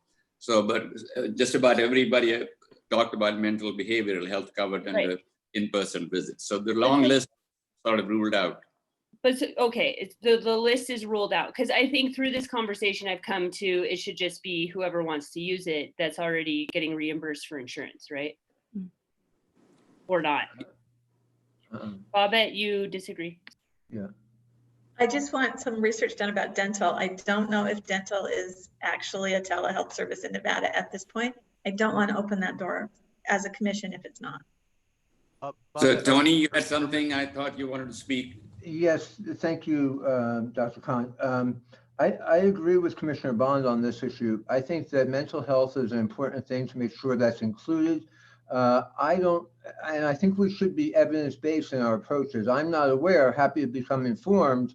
I may just not be aware. If there are specific value adds that come from dental telehealth, I'm not aware of them. I haven't been made aware of them. I'm not sure they're in the emergency document from CMS. And so I would be reticent to move forward with dental as a specific issue because I don't know how evidence-based it is or is not. Thank you. Mental health is clearly evident. Telemental health is clearly evidence-based and used around the country. And I think that there's good reasons for its inclusion.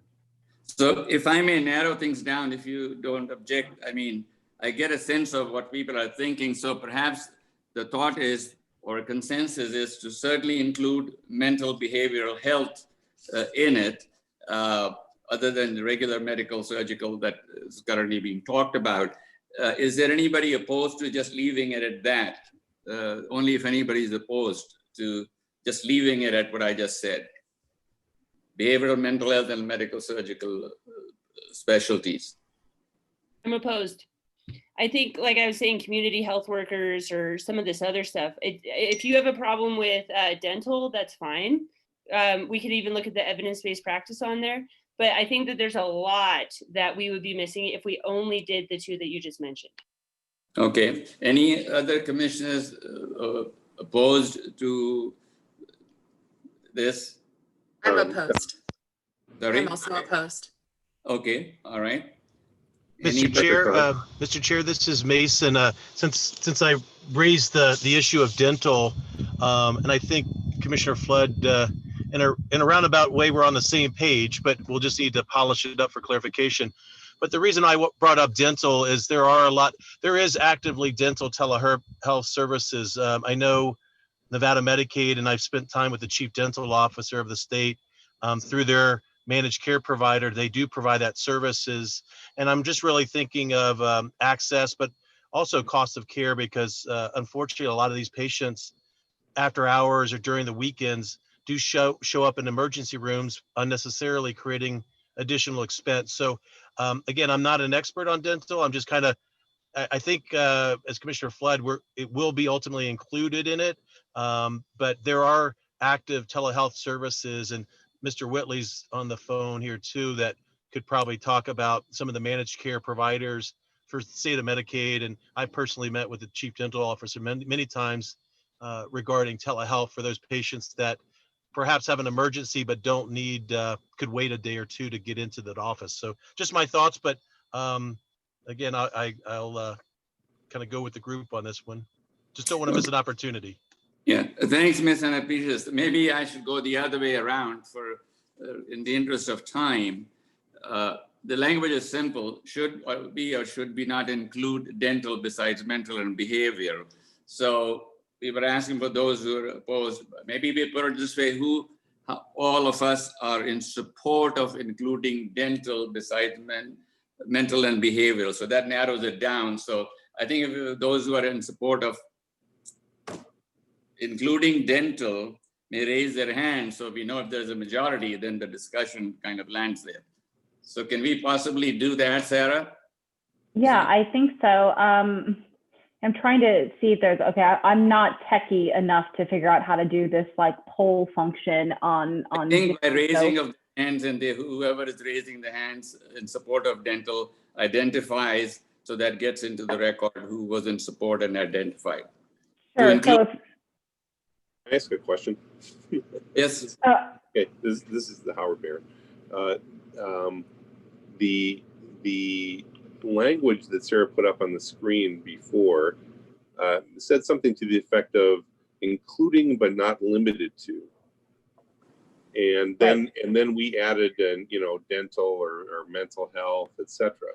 And to me, I think we're splitting hairs. Including but not limited to includes anything else that we deem appropriate to add. So if after further review, dental services seem to be appropriate and appropriate standard of care, then our statement of including but not limited to includes that. And if in the future, as Commissioner Flood mentioned, that there are community health workers that gain a reimbursable status or what have you, then it potentially could include that. But it doesn't limit us by saying including but not limited to. So I like the idea of putting mental health after there and leaving it at that for now, given that the preamble statement says including but not limited to. So that's my point. Yeah, Howard, that's a great point. And so that keeps us within our discussion also, including but not limited to, you said they don't have to mention mental health, just put on behavioral and mental health and not put dental, in it. So that way, those who do not want dental can chime in their agreement in that language, that only to add mental behavioral in that line beyond not limited to, and at some point somebody can include dental, since it's not limiting under statute, at least if this passes. So does that make sense for people to still continue to see if they, keeping this language in mind, it basically says the same thing, mental and dental beside it, and then whatever else may come down the road, and not mention dental also, just leave it to mental and behavior. So the two people before were opposed to this. They were interested in having I keep mixing, including dental with it. So those two have already opined. Are there others who are in that same position in view of the highlighted language by Howard? So we've got 4 commissioners with their hands raised. Do we want to just pause and ask me to have everybody who is opposed to dental raise their hand or lower their hand? I don't know what the best way to organize this, and we could do a roll call vote if that's easier. We can do a roll call, that's fine, but somebody has to state the actual language that we are voting on. I think more discussion is needed. Yeah. I'd like to say one more thing before we do that. Me Sure. too. All right, so I've got Commissioner Bond and then Flood. Thank you. I propose that the solution here be, I'm not trying to support or not support dental. I'm trying to just stick with what's in statute already. So if we could just say that we're expanding telehealth capacity and protecting the access that's been granted with the change in access due to the emergency declarations, based on who already has telehealth capacity. If it's already happening, I don't want to take it away. I just am concerned about adding new categories. So why don't we just say, can we all support what's already being licensed as a telehealth opportunity in the state of Nevada now for this expanded capacity we're trying to build? All right, so there was another commissioner identified. So after her, then we have to go through this new thought that Bobette is talking about. So I support Commissioner Bond's comments. I think she's right on. And I just was very concerned about us starting to really narrow this down, because there's occupational therapy, physical therapy, all this stuff is evidence-based practice. Google evidence-based practice for dental health, like it's out there. So I like what Commissioner Bond is saying, it's vetted. So could Commissioner Bond specifically tell us what language she is proposing so that everybody understands it? Sarah, could you put it on the screen also then? Thank you, Chairman. I'm proposing that our telehealth bill, our BDR around telehealth, apply to the practices that are already licensed to provide telehealth in the state of Nevada.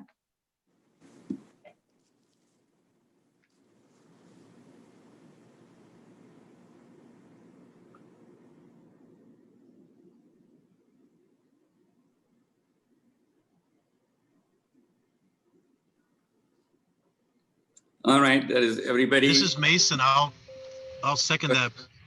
Okay, so there's a language proposed and a seconded. So now, any discussion on this, and then we can take a roll call. That this Chairman would Khan, this is Howard Barron. I like the intent of that statement. The only question is that it implies that there is some specific licensure to provide telehealth services in Nevada. And I personally know of no specific licensure to provide telehealth services.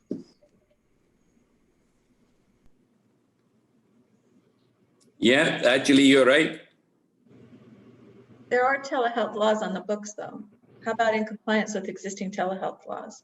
That would make more sense. Sure. Yeah, Okay. yeah.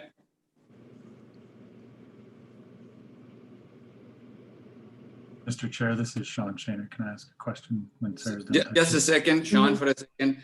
The new language proposed, Mason, are you still seconding the new proposed language?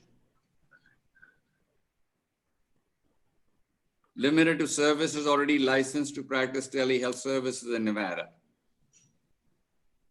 So do we still have your second, Mason? Maybe you cannot. Is there somebody else willing to second it? This is Tony, I'll second. Okay, thank you. So now discussion, Sean, go ahead. It's just more of a question, I suppose. The point, this bill is placing a mandate on health plans at the end of the day, if I'm reading it correctly. And I think it goes to what Commissioner Bond was saying, is that I want to make sure that whatever we're doing is for services that are covered by the health plan. I don't want somebody to think that they can simply start billing for anything that might not be covered. Maybe it's just inherent in here. But if it's not a covered service, it wouldn't be reimbursable. Am I correct in my assumption here? My understanding is you're right. It has to be a covered service, certainly in the managed care or provider sectors of coverage. They always define what is covered benefit or not covered benefit for the patients too. So are you alluding to that particular contract that the patient may have signed up with the provider? Whereas we are probably talking about across the board some mandates, which whether we agree or not, we have to debate that. Yeah, at the end of the day, a health plan will have an explanation or certificate of coverage with the insured member that outlines what's covered and what's not covered. And Sarah, it looks like added covered services here. What I want to make sure of is that we as a commission don't get so broad in trying to expand what is covered and isn't covered and placing new mandates on health plans that perhaps would be unintended consequences. Sean, wouldn't parity solve that? If we're talking about payment parity? Because if it's not covered now, it wouldn't be covered under parity. I get You have the word parity in statute. I'm sorry, I didn't mean to step out of line. No, you're fine. I appreciate the question. That's great. As long as everybody understands what parity actually means with respect to covered versus non-covered, as opposed to parity with respect to same payment. Mm-hmm. So we have a motion again with a second. Any other discussion or comments before we take a roll call? Chairman Khan, currently the way it's typed there, so it says limited to covered services already licensed to provide telehealth services. It doesn't read correctly. I think the intent is limited to covered services and by providers already licensed to provide telehealth services in Nevada. Another piece is I wonder about this already licensed. So like our healthcare system's constantly changing. And so it seems like this would be ineffective legislation to have it time limited. So I wonder if it could be limited to covered services by providers licensed. Right. Perfect. That looks good. Oh, fantastic. Does this look good for the commission, this language? I'm sorry, I have to, Oh, no. now that I'm looking at it, I think I worded it wrong. I don't think it should be services in Nevada. I think it should be services under NRS. Because I'm sorry. I think instead of services in Nevada, I think we should say services per NRS. because we just had this conversation about some people might not be in Nevada. Sure.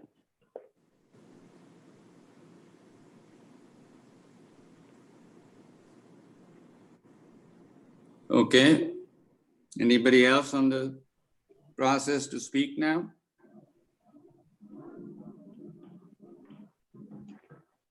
Mr. Chair, this is Sean. Can I just ask one question?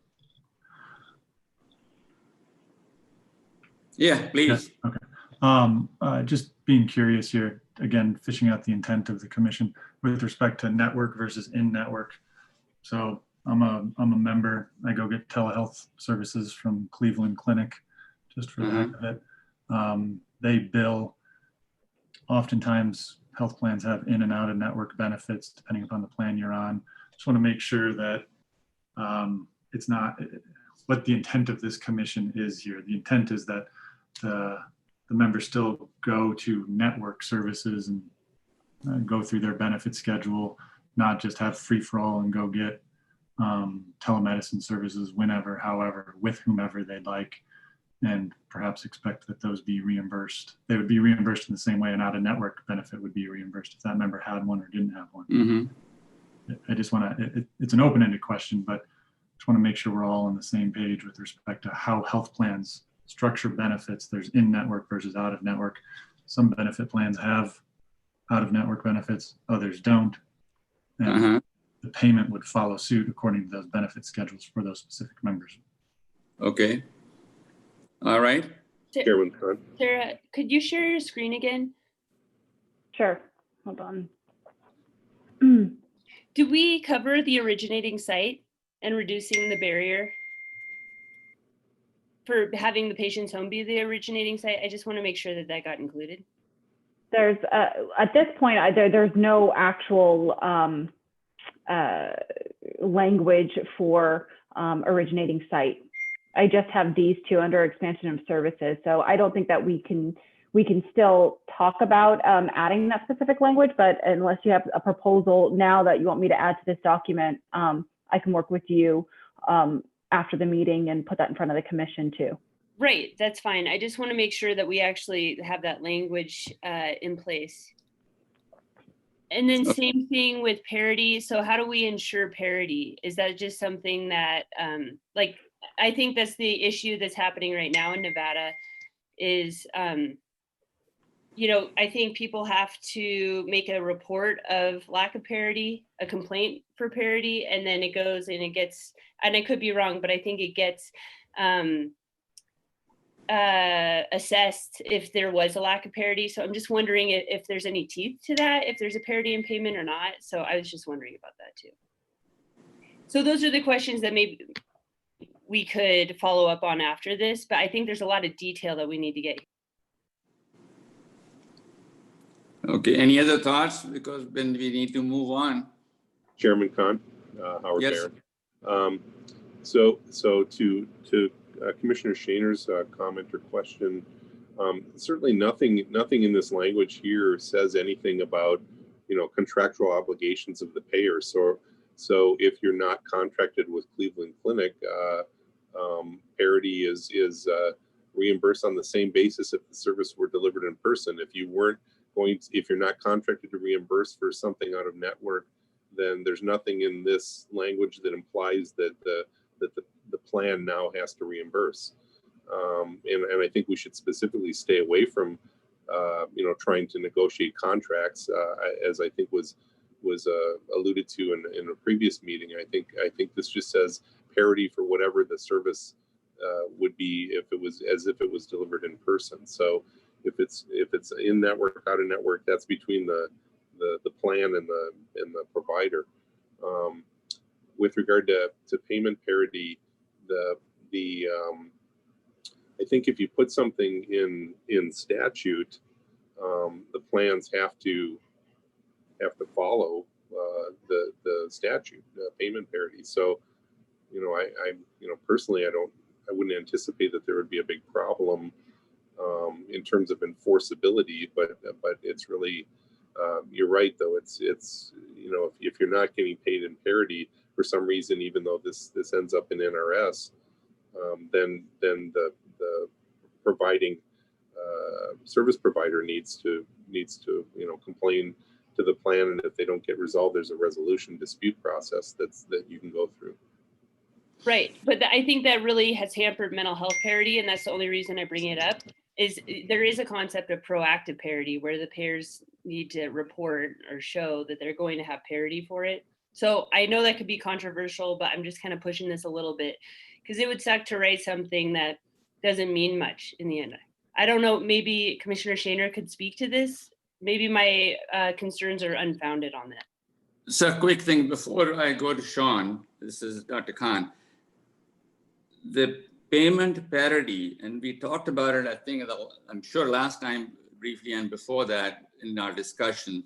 What it really means is to pay the telemedicine visit at par, like in-person visit. However, and I agree strongly with Dr. Barron, is what the reimbursement for an in-person visit is between the insurance or the service provider to the medical provider is their issue. It has nothing to do with getting out beyond that and getting into contracting, which is not absolutely, and I feel strongly about it, not a domain of this commission to get into and nobody should misconstrue that parity means parity between payers, which is the last thing should be on anybody's mind. It's just within their own structure, whatever their adequacy of network and the telemedicine, whatever their contracted rate is for in-person visits. So that's my view on that. And Sean, please go ahead and let us know what you think. Yeah, I appreciate it, Mr. Chair. And Dr. Barron, I appreciate, or Commissioner Barron, appreciate your comments and agree with you there. To answer Commissioner Flood, what I'd say is health plans have quite a bit of reporting already upon them with respect to various parts of medical infrastructure. As recourse, providers, whether behavioral or medical or dental, should we go down that route, would have the ability to work with the health plan to resolve any dispute. Obviously, if that's not something that can be done, there's also the DOI as recourse to those providers. And I think if this makes its way into NRS, you have to work under what I believe would be a correct assumption that health plans would comply with the law and not circumvent the law. So I don't think there's a need for additional reporting to be done with respect to this when there is recourse available to the providers through a variety of mechanisms. All right, thank you. We need to move this further along. Does everybody have visibility of the current language as shown on private payer parity? It basically says a health benefit plan is not required to reimburse for a healthcare service provided through telemedicine that is not comparable to the same service provided in person. Mm-hmm.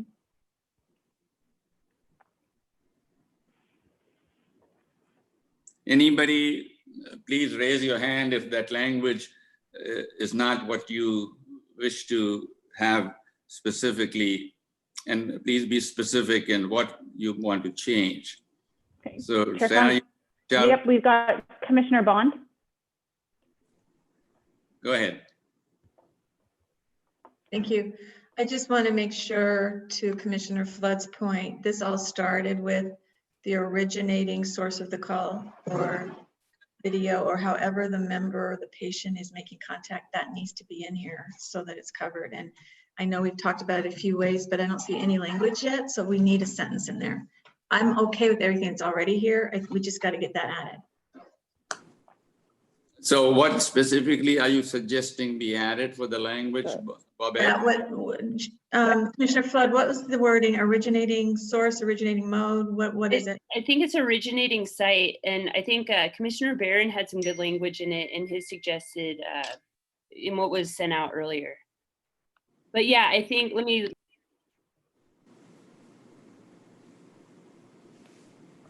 Did we lose you on mute? No. So Commissioner Barron, I was just looking at his language because I thought he did a good job talking about, and Commissioner Barron, if you want to speak to this, but just ensuring that patients can connect from home or any location, even across state lines. These will be considered originating sites for such services. Yep, that's exactly what I sent to Sarah. Yep. So you want to put that on the screen for everybody to read and see if everybody agrees with that or majority agree with that? Sure, just give me a moment. Let me just pull that up. Because we are approaching 11 a.m. Ideally, we'd like to wrap it up at 12. If not, I would be willing to take a 5-minute break if that's good for everybody.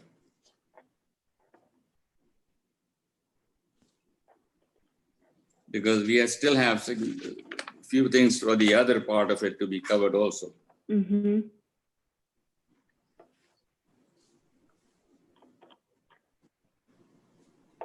So let's see. Let me just pull up.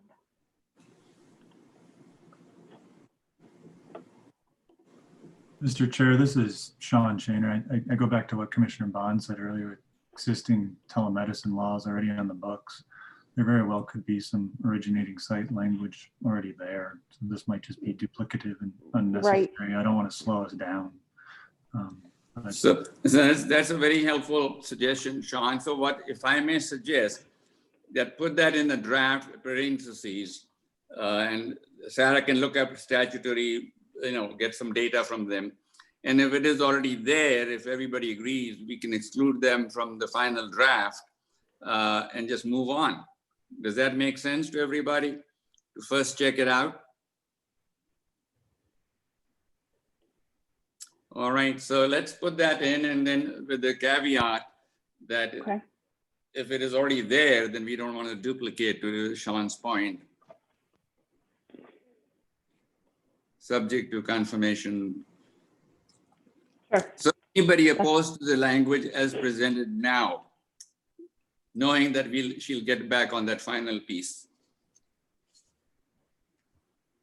Anybody raise hand, Sarah?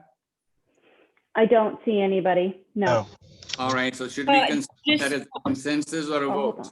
Just really quickly, I just want to clarify to Commissioner Shaner's point that right now originating sites in our law does not include home. So this is an important piece. Right. And this is Howard Barron. That's why I specifically copied that language, the proposed language about originating site out of the emergency declaration language. So I do think it needs to be included. So Howard, so you propose, Sean, that one line in. Yeah, so I think it's this one, correct? Hold on, let me just see. Do we want to just make sure that we add this patient location in there? Is that what? Yes. Okay. And also clinic location. So I guess distance sites in Nevada does not include rural clinics and offices. So we probably want to be pretty specific in those barriers that we may not have caught in existing law. And I'd be happy to follow up on that. Yeah, if you want to follow up with me, we can include this for now, and then for the next draft at our next meeting and your final vote, we can make sure that that's added. Jessica, if you want to follow up with me on the clinic location. Thank you. Language. Okay, Sounds I'll note that. Any other comments quickly so we can move to the next item?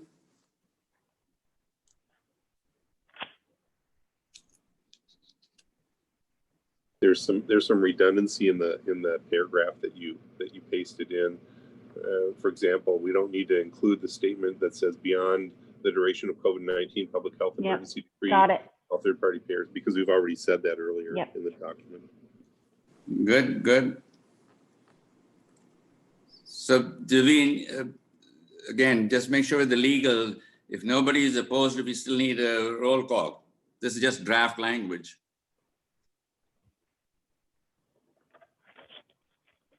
Sarah? Yep, I think we're okay. And again, this is not like your final one, but I mean, this is really just a kind of consensus and agreement that this is the path that we want to go towards for your final recommendation. So it's up to you if you want to take a vote. I feel comfortable enough with this in this direction. Because it's still a draft. We're not voting on some major resolution here. Right. And if nobody raised their hand in opposition to this draft language, then we can move on. That would be my view. So can we move to the next part of or continuation of the same agenda item, right?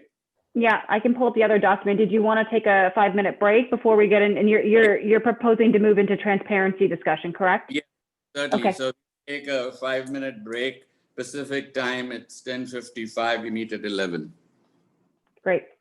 Thank you.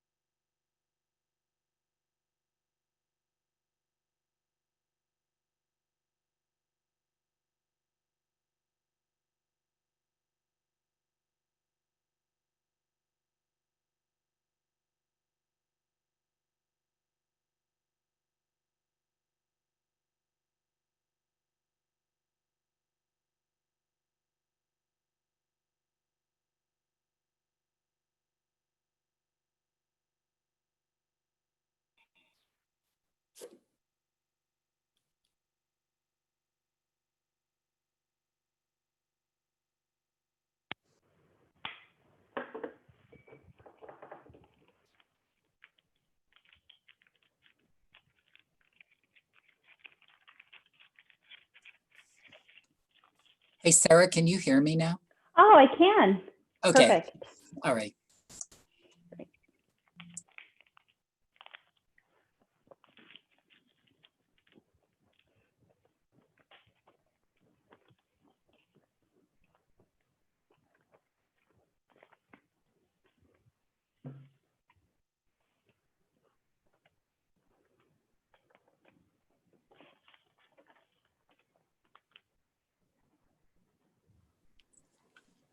Sarah, just let me know when the majority is signed up again. Okay, nobody signed off, so but it looks like everybody is still on. So when you are ready to call it back, So we call the meeting back to order after a brief recess. So Sarah, you want to pick up where we left in the screenshot, our next component of the transparency? Sure, let me share. Hold on one second. I'll share my screen with you all on. Okay. Can you see? I'm sorry, I can't tell if you guys can see. I think you can. Goal of proposed bill draft 1, transparency. That's yep. Okay, great. That. Okay, I guess everybody is able to see that. So we will do the same thing. I think everybody has had a chance to look at this language reasonably well ahead of time. So if we follow up our same process so that we can efficiently wrap this up also. Sarah, you want to see who's recognized? Please raise your hand. Sometimes the auto system of raising the hand is not showing up at Sarah's end. Yeah, and so what I'll do is I'll start with the list or the initial list that we have following the same order. I will make sure I include Dr. Barron this time. I'm sorry about that earlier. And it looks like what we'll do is we'll start with Dr. Packham. So if he has any comments to make about this proposed bill draft. Yeah, I don't have any additional comments since this includes language on the all payer claims database, which I think for me is at kind of the heart of what I'd like to see come out of this bill draft. Okay. We can move over to Dr. Barron. Yeah, I mean, I would agree with Dr. Packham. I don't see. I was actually impressed with the degree of detail that was put into some of the language here, and it looks like maybe it was culled from other places that have all payer claims databases in terms of how it gets administered and things like that. So I'm happy with what we have so far on paper. Great. Okay, Dr. Sonam. Thank you, Sarah. Just a couple of things, and I may have missed them, so I'll just say them from the comments that I provided. One, I want to make sure that I think that the issue of the all payers claim database, good work in the directionality of that. I also supplied to Sarah, and we can certainly talk about it. There are some useful examples out there at different states, in particular Utah's all players claim database, and I provided her the link. She can certainly send that out. Provides important information and a methodology that is valuable, and that it uses percentile data. And so keeps proprietary data proprietary, yet helps us to advance our work and drive all payer claims. So certainly recommend to everybody you take a look at the Utah all players claim database. That's point one. Point two, I want to see, and I'm not seeing it, but I could be wrong, on the transparency measures. I don't see it made it to the BDR. On hospital price transparency, specifically in the document that was sent out, I want to make sure that we're being inclusive here of making sure that this is all, this is everyone in. This is not just, this is hospital pricing, this is payer pharma pricing, this is insurance pricing, this is, all of that should be included. We shouldn't be signaling out people. And I don't know that I saw that. It says specifically in the BDR, hospital price transparency. And I think we want to make sure that we're being broader, if that's actually what we're doing here. Third point is I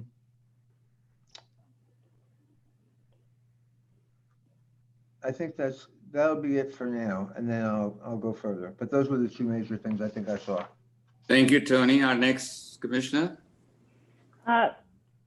Mason, and actually just 1 second, Commissioners, I just shared with you the document that Dr. Slonim just asked me to share with you all, so you have that in front of your emails now.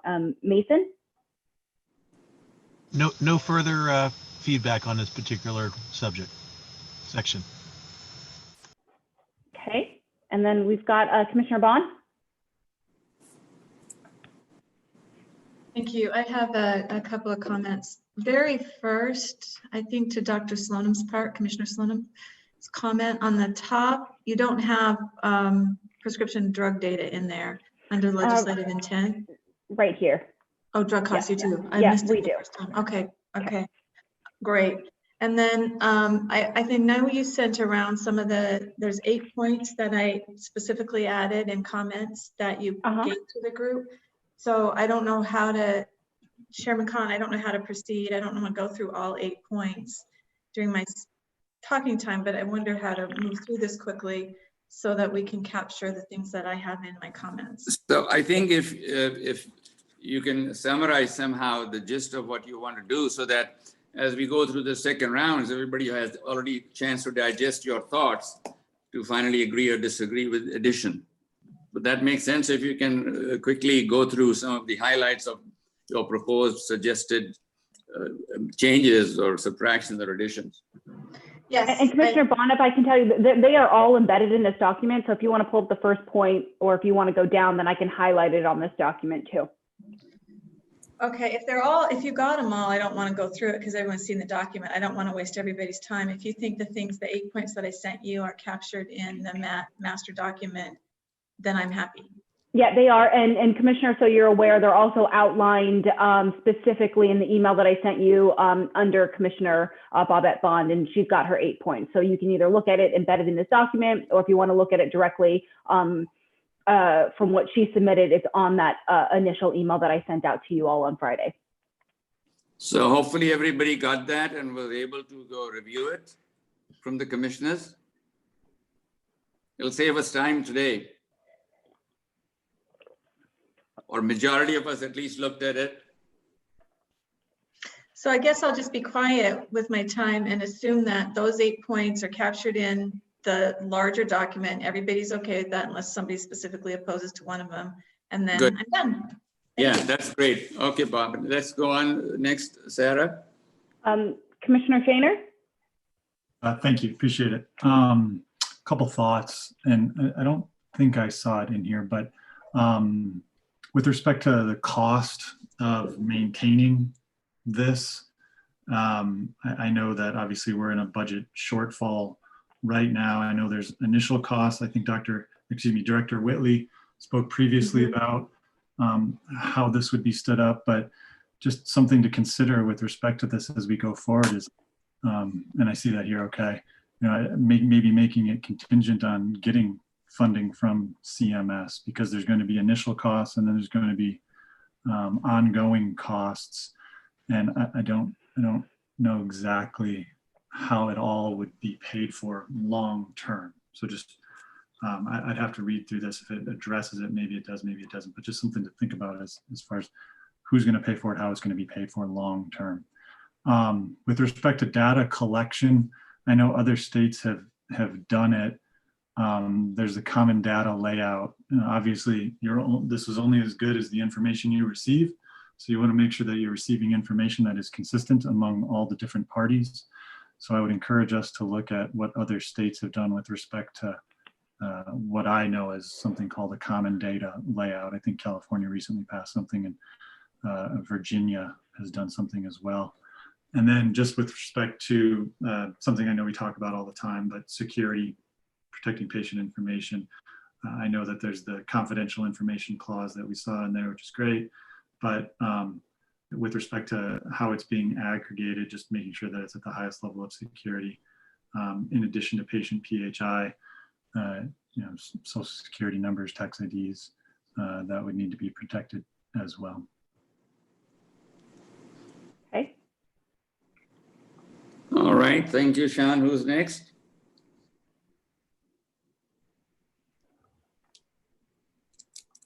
Hold on. It looks like Flo. Thank you. I think you've taken all the information that I've submitted and it's all included within this document. So I'm good with what's in there. I do believe that I did share with the commissioners kind of the language on the Colorado bill. I think there's many states, it was already alluded to, that have done an all payer claims or an all payers claims database that we could look to. Why I decided to send out the Colorado version was because it really was a bill that is at the infancy stage, as opposed to some of the other states that have had and spent many years now on their all claims payer database.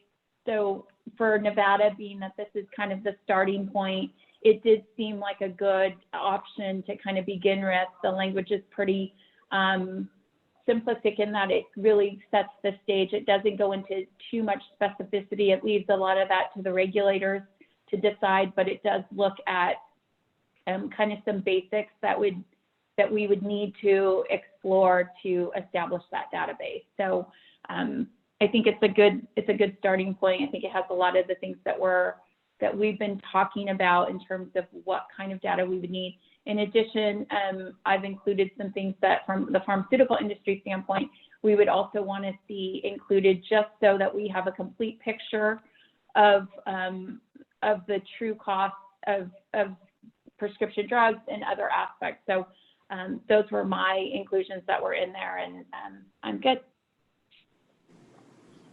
Thank you. Who's next on the? We've got Commissioner Yarleni Roa Dugan. Go ahead, please. She actually may have dropped off. Okay, so we can go to Commissioner Bohannon. Thank you. I don't have a lot of comment.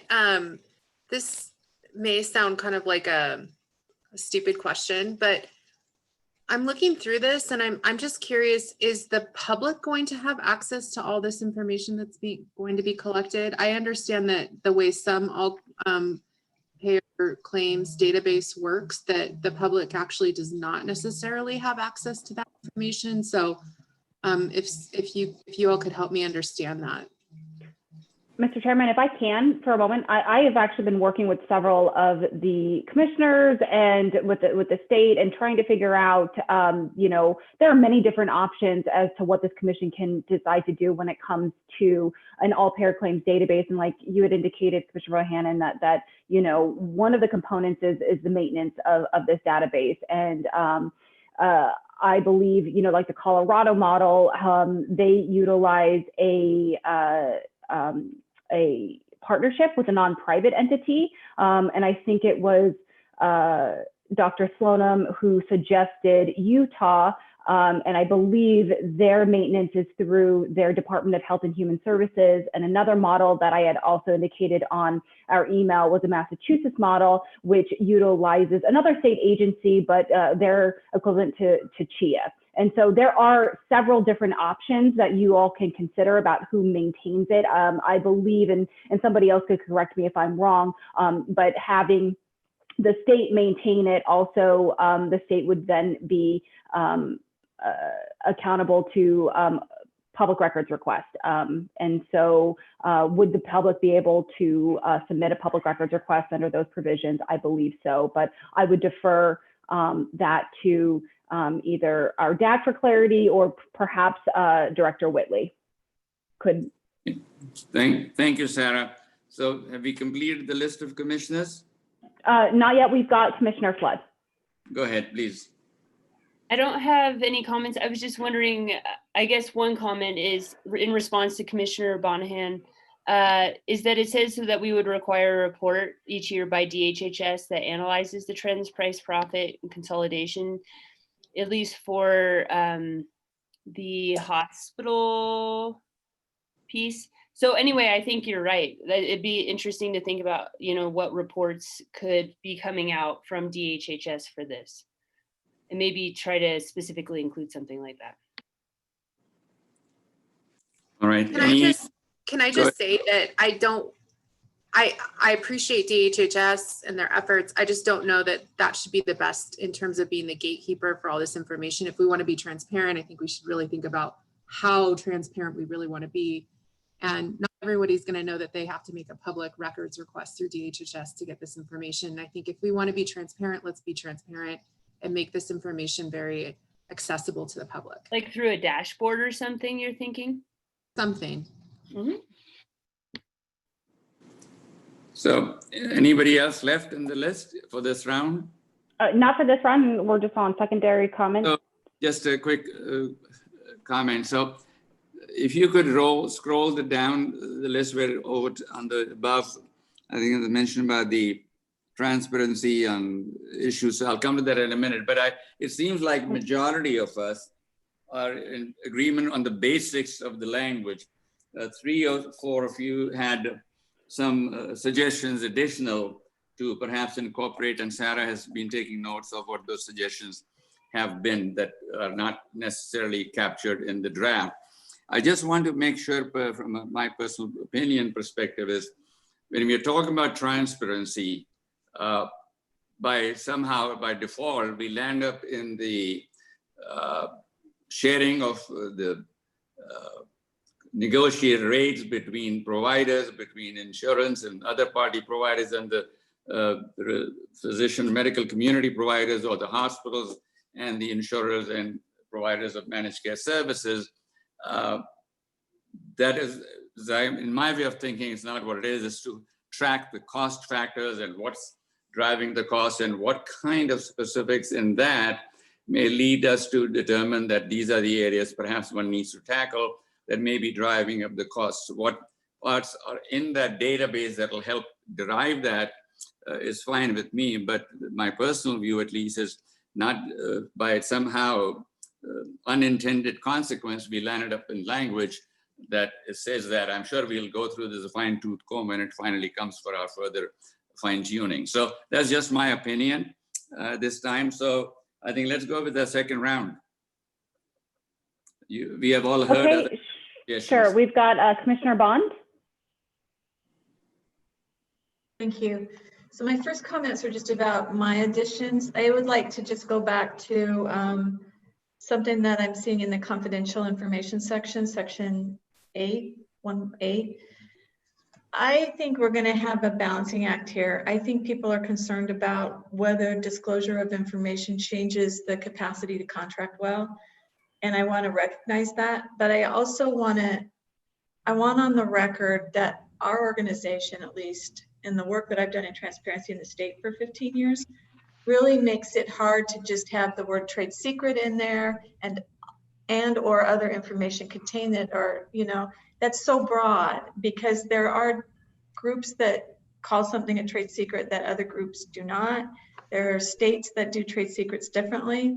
I'm concerned about trade secret being in there, and I'm concerned about state and federal acts, because the federal, of course, no one wants to break any federal laws, but there is this debate going on in the state about whether the federal Defend Trade Secrets Act, what that really is supposed to do to state statutes. So I don't want to slow any of this down, but I do want something on the record that we have concerns about those two issues. And I really appreciate all the work that FloCon has put into trying to make this work. So I'm not trying to not acknowledge that you've gotten a lot farther than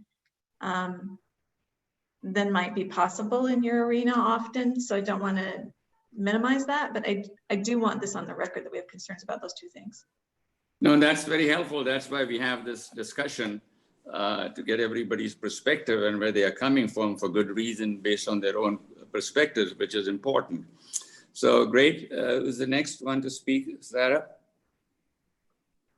I don't have anybody that has spoken. Okay. Anybody having second thoughts to raise their hands?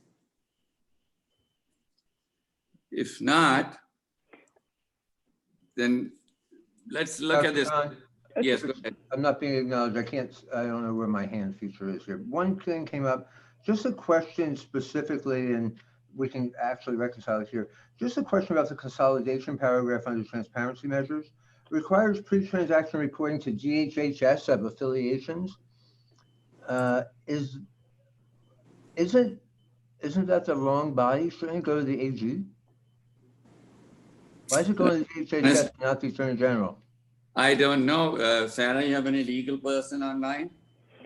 I don't, but I mean, I think that if we talk about the intent, and perhaps what we could do is put the AG on there, because I think right here is that the intent is to have all of the mandated reporting go to the state of Nevada, which is, and you've got it in 3 different variations, Dr. Sloan, PPC, DHS, and AG. But under that provision, I think what we can do is change it unless there's opposition, or I think Commissioner Bond, this might have been your provision, if we can change it to the AG. And again, this is all our intent, and we'll have to wait to see what we get from legal once this is submitted, but we won't have that actual language, Dr. Sloan, until after we submit this. So we need to just make sure that we are as specific as we can. And so if it's the intent to get it to the AG, we can certainly request it at this stage.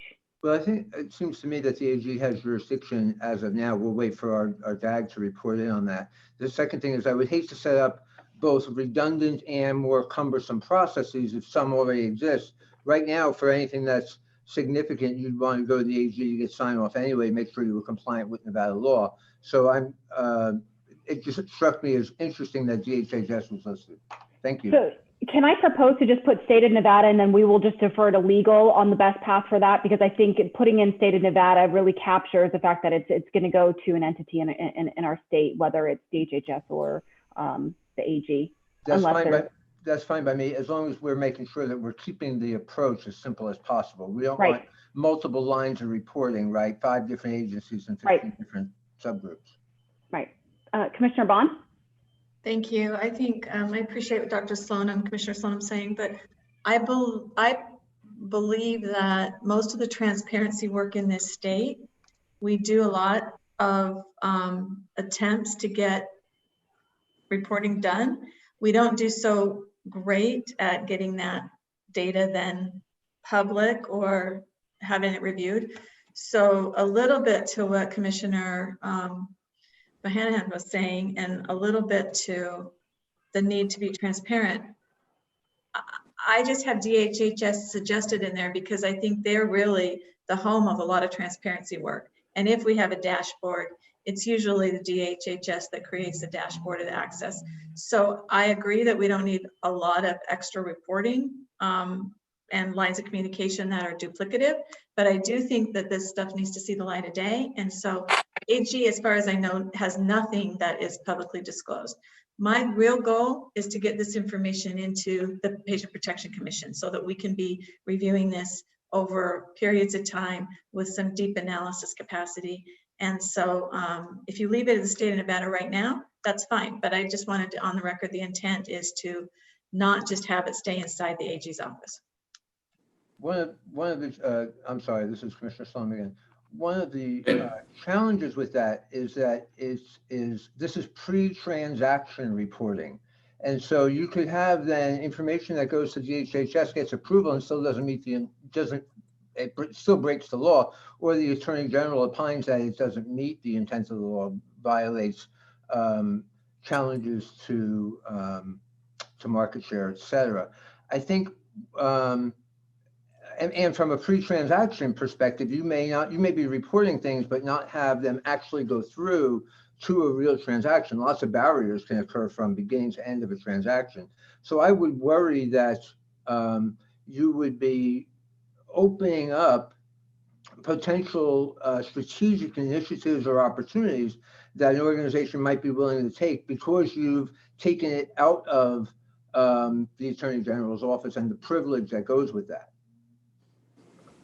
So thank you, Tony. So any other commissioners who haven't spoken and would like to speak on the discussion going on? We are basically agreed for the basic draft generally, but we are talking some specifics here.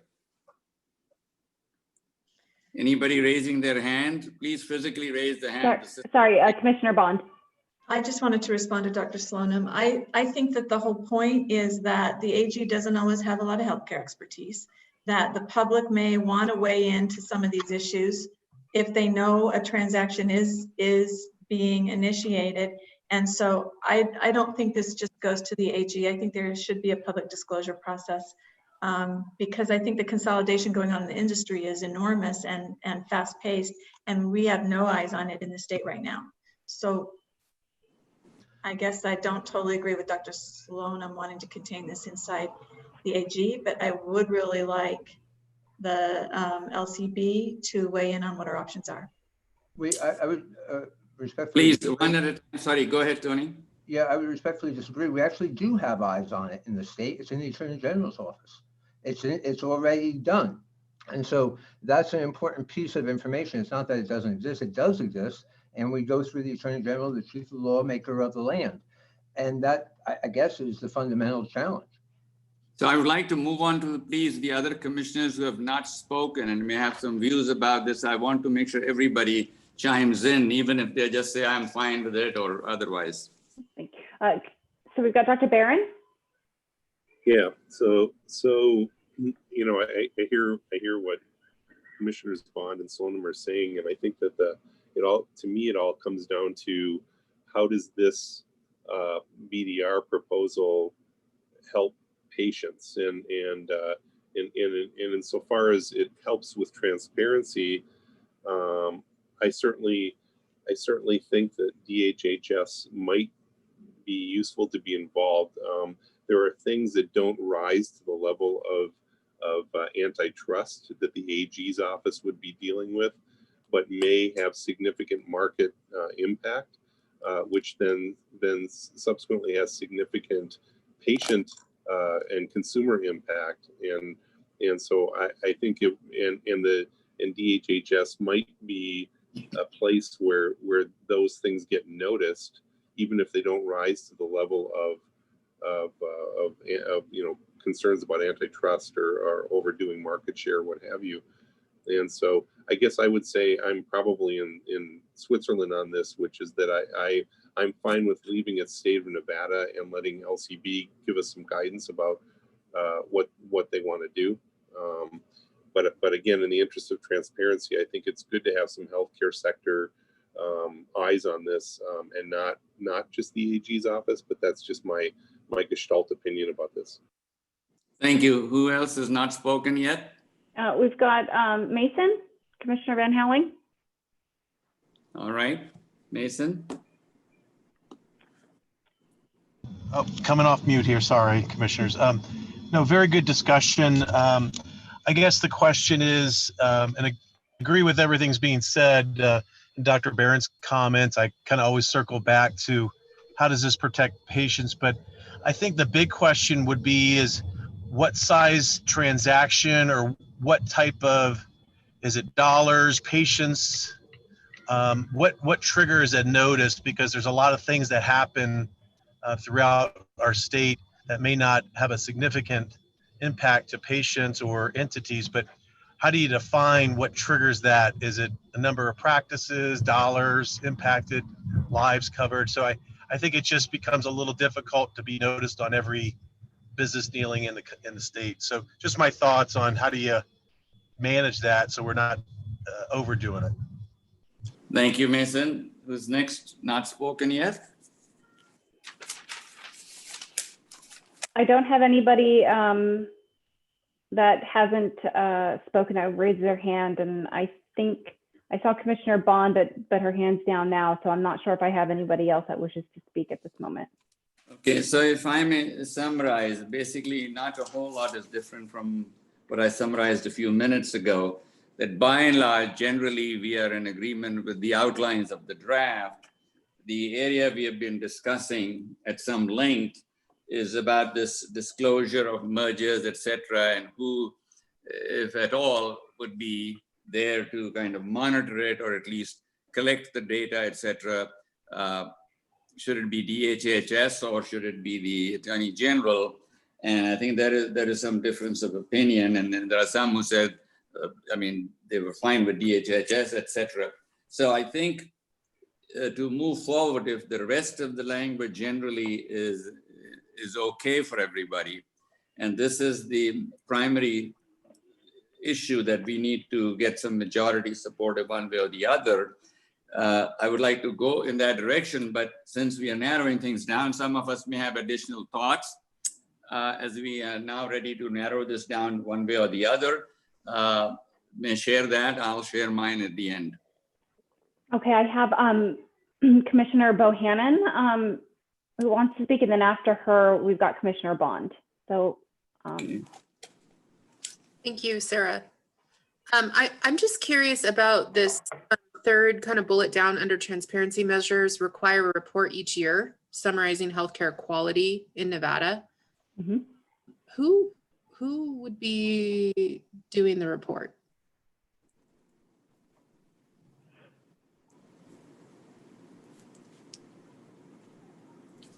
So go ahead.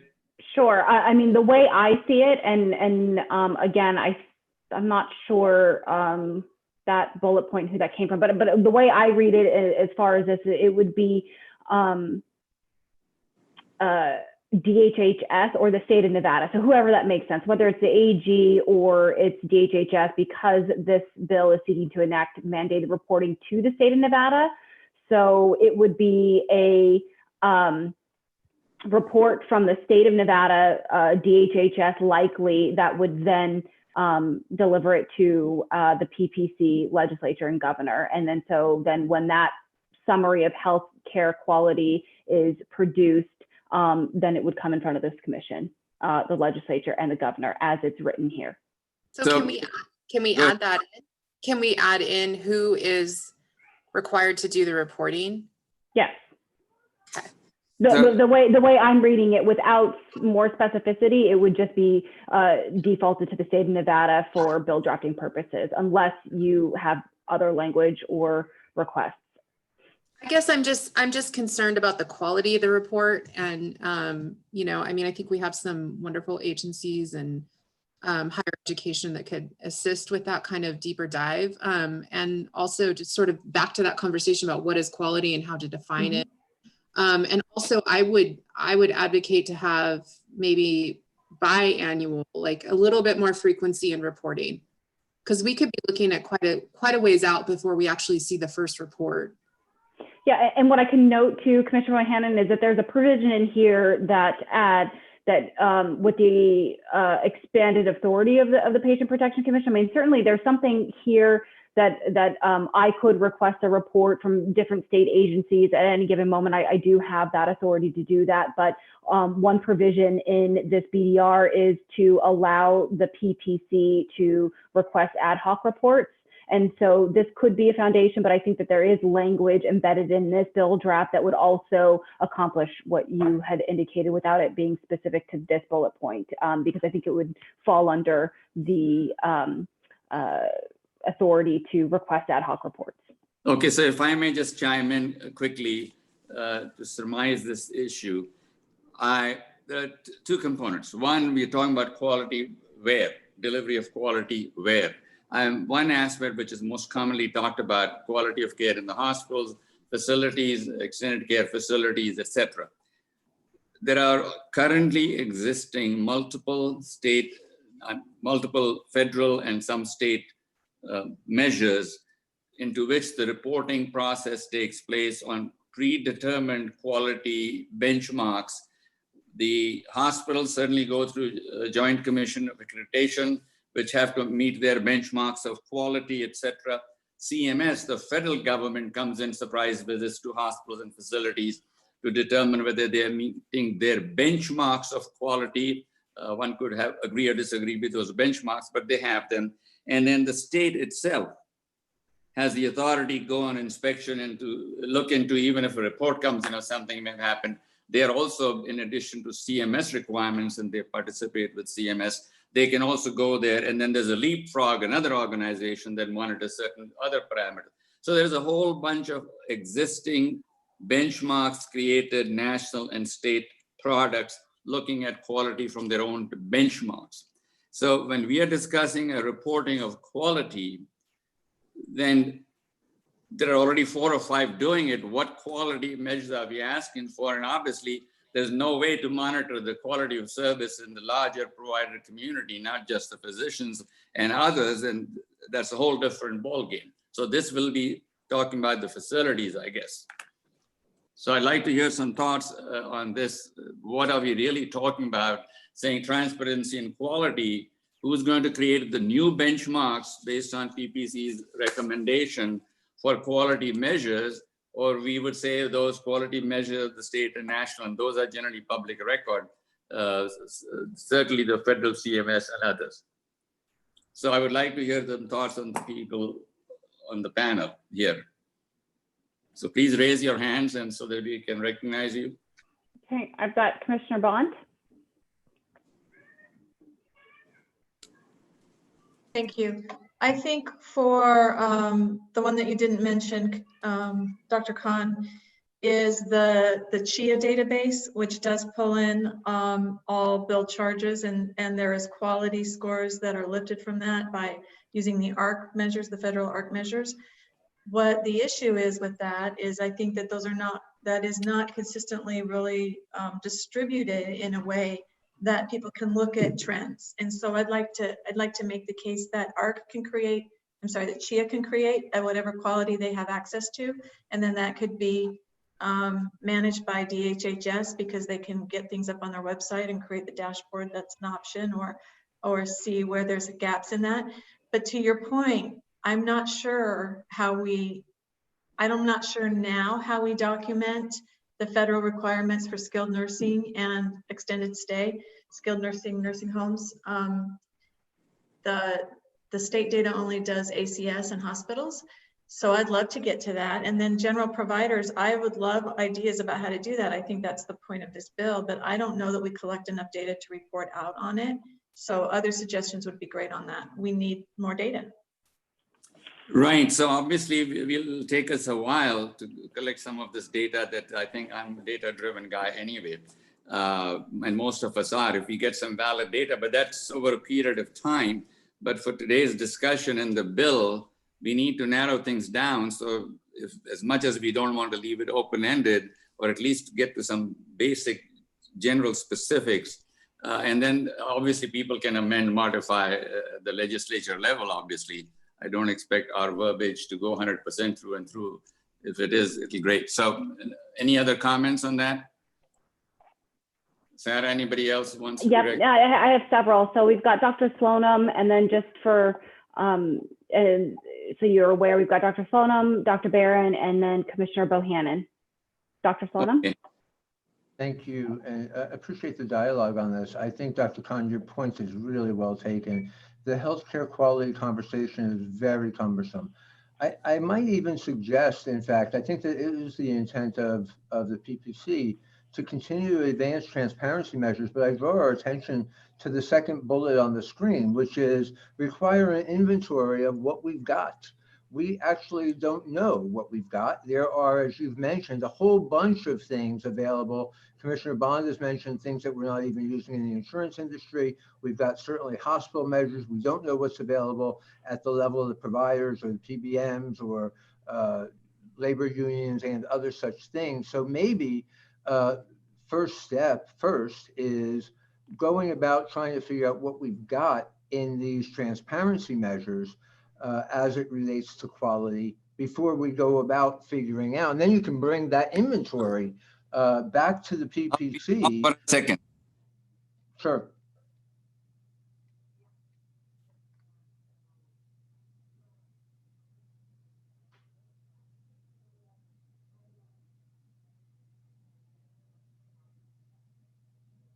Please proceed with the discussion. I need to step aside for a second. Please continue.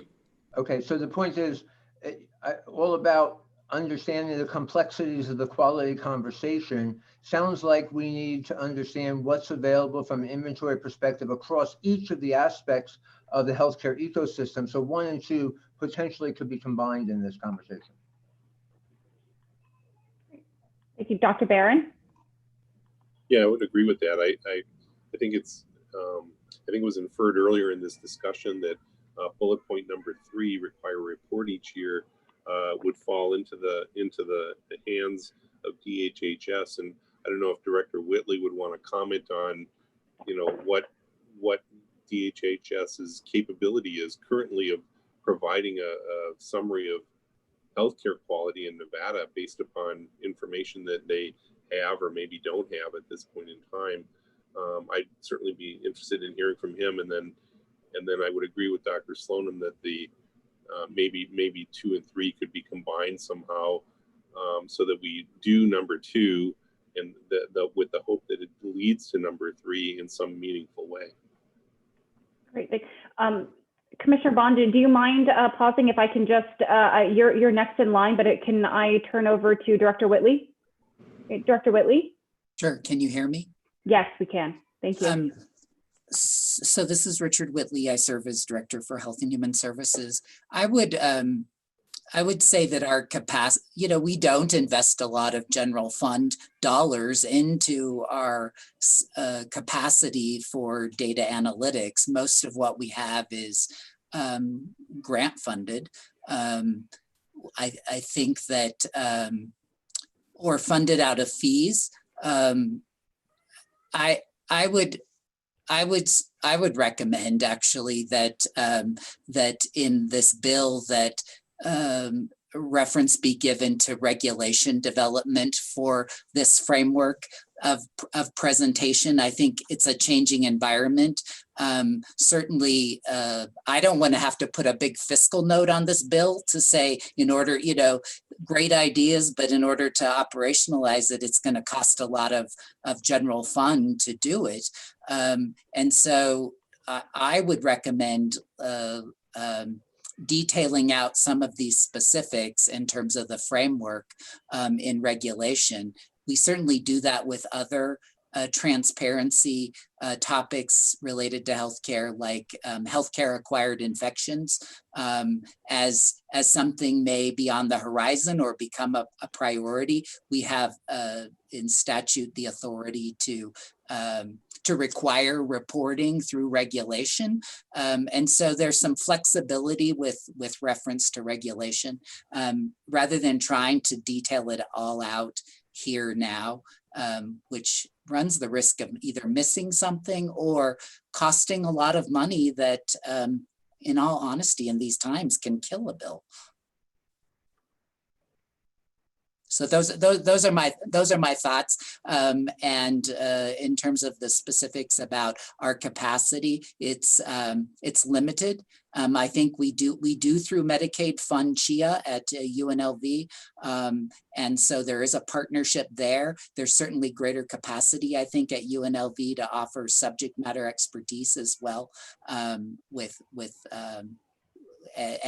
a partnership that they want to develop with the School of Medicine as we go forward.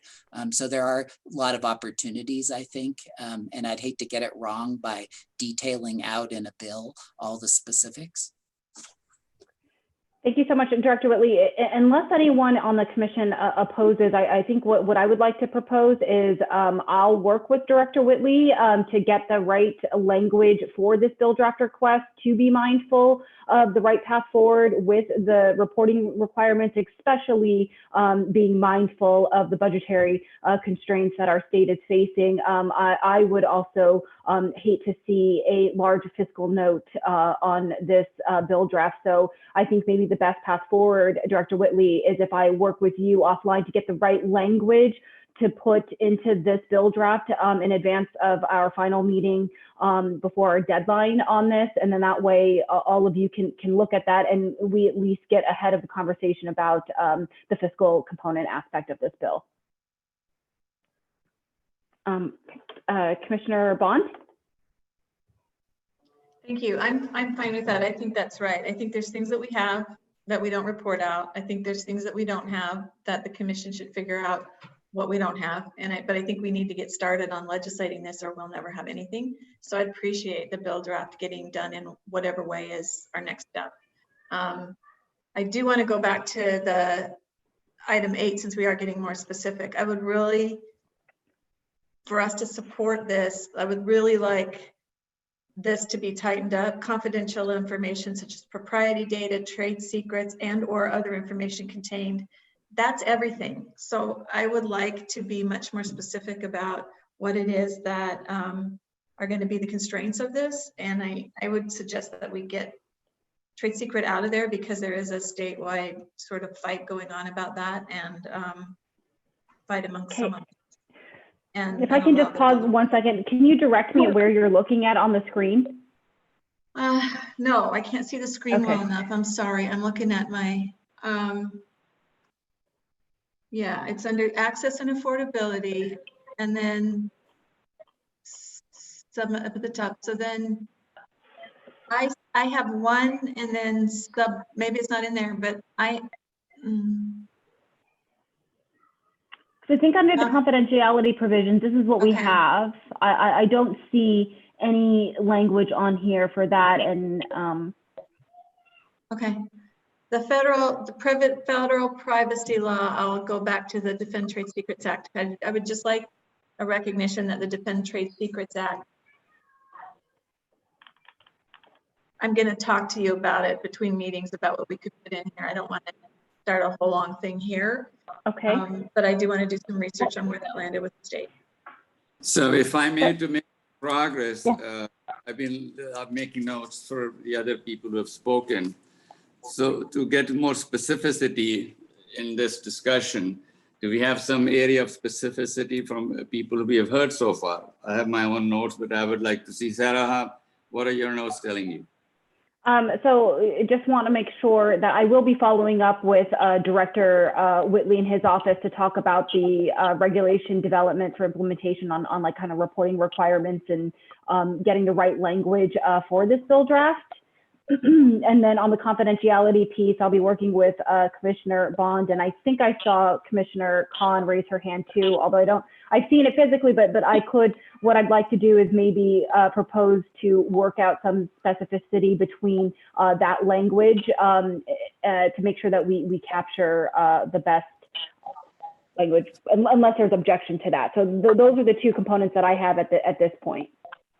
Okay, so again, in the interest of time, if those are the two highlights, because by the time we send it back and we have our next meeting, and prior to the meeting, we need to share it back with everybody, that this is what has come back to us from them, so that everybody focuses on it.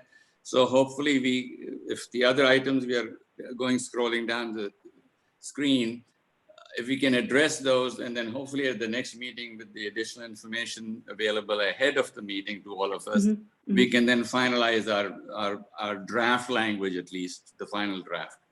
Yes, and I have a note on the consolidation piece. Dr. Slonim, did you want me to follow up, or did you have any additional language that you want to add to it for our next discussion? No, I think I appreciate the efforts that will go on offline as it relates to creating a regulation. My only comment is to assure that, again, it goes broadly across the industry, not just that the regulations are not just focused on the hospital component, but this is a very big conversation we're having, and we want to make sure all segments of the industry are accounted for. Great. So I just have a couple clarifying questions. If you look at Oh, hold on. Sorry. I think you're back on. There you go. Okay. So if you look at the prior bill that didn't pass on the all-payer claims database, DHHS did include staff members, and I'm acutely aware of DHHS's capacity for their analytics. So I'm just wondering, is the fiscal note, you look at the $2 million to create it, $3 million to keep it going every year. Is that part of the fiscal note? And then the other part is if there is going to be a fiscal note, would it be wise to just add a staff to the analytics to do some of this reporting? Because I know it's already strained. So that's just from a practical point. And then also just a quick question on this document. Is this getting posted out to the public after these meetings? Yes, so both of these documents we will have posted on our website, and I've actually had several folks ask if this will be out there, and so I've committed to sending it to those who have asked, and then also having Leslie add this to our website, so for anybody else who wants to have access to it. Okay, and do you have any thoughts on the fiscal note, or do you know anything, or is this something you need to look into? So I think that we need to be mindful of the fiscal note. I certainly included it here on the bill draft, and of course, I don't know if you mean like if I have any ideas on whether it's attainable or not in session budget-wise. I think that we need to have deeper conversations and about the return on investment, and ultimately it's going to be up to the legislature to make the case on whether or not we can move forward given the fiscal notes that are anticipated. And so yeah. I think it's too early at this point. I mean, I don't know. I think that we need to make sure that we are very deliberate in our thoughts on what the value is for this ask. And I've outlined it, and Director Whitley, what I did is I pulled this from what you have provided to the Legislative Committee on Healthcare. And so I have not had an opportunity to connect back with Director Whitley in his office about our version and making sure that we capture everything. But what I want to do is connect with him after this meeting to just make sure that we have an accurate picture of what that fiscal note is going to be. Right. And that was my question is, are we duplicating the bill from 2019? And can we just like think that that's probably what it's going to cost? Or are we adding or subtracting staff members based on that bill? So I think all those other components would be interesting to know about. Great. Right. Anybody else who try and wrap around our subject matter? Sarah, anybody else feeling compelled to speak? I don't see any hands raised. I think we're, nope. Great. Thank you very much. Thank you to everybody else. I think we made, again, on this second item, pretty significant progress. So now, Sarah, as soon as we can possibly get the clarity from the questions that were raised for language, etc., the sooner we can send it out to all the commissioners so they can send back early opinions. And I would really request everybody to please send in your opinions, and if you're don't have any, just please Ara know that no comments kind of a thing, so that we make sure everybody is counted in opinion. So that way at the next meeting, hopefully we can finalize the final draft language and send it out to legal on this subject. And then certainly in the meantime, we can start prioritizing all the other items we have been talking about in our various meetings in the manner where everybody gets pulled in, and then we go accordingly. If that makes sense to everybody, I can request Sarah to put together various people's priorities brought up over the last several meetings actually, and just incorporate all of them and then see which come up as the most needed as priority 1, 2, 3, 4, 5, etc. So does that make sense to everybody regarding other priorities we have? If hopefully by next meeting, we can narrow the second bill down to our final draft language. Could you clarify that? I'm not quite sure what you're saying about these priorities. Are you saying other priorities other than the 2 bill drafts, or priorities? Yeah, if you recall, over the various meetings, we have all had multiple subjects of interest that we thought are very important as a commission we need to be addressing. And so there is a list of whole bunch of thoughts and ideas that we thought are important on each one for each one of us. So what I thought was, because we have to continue, the commission will go on for, how many years, who knows.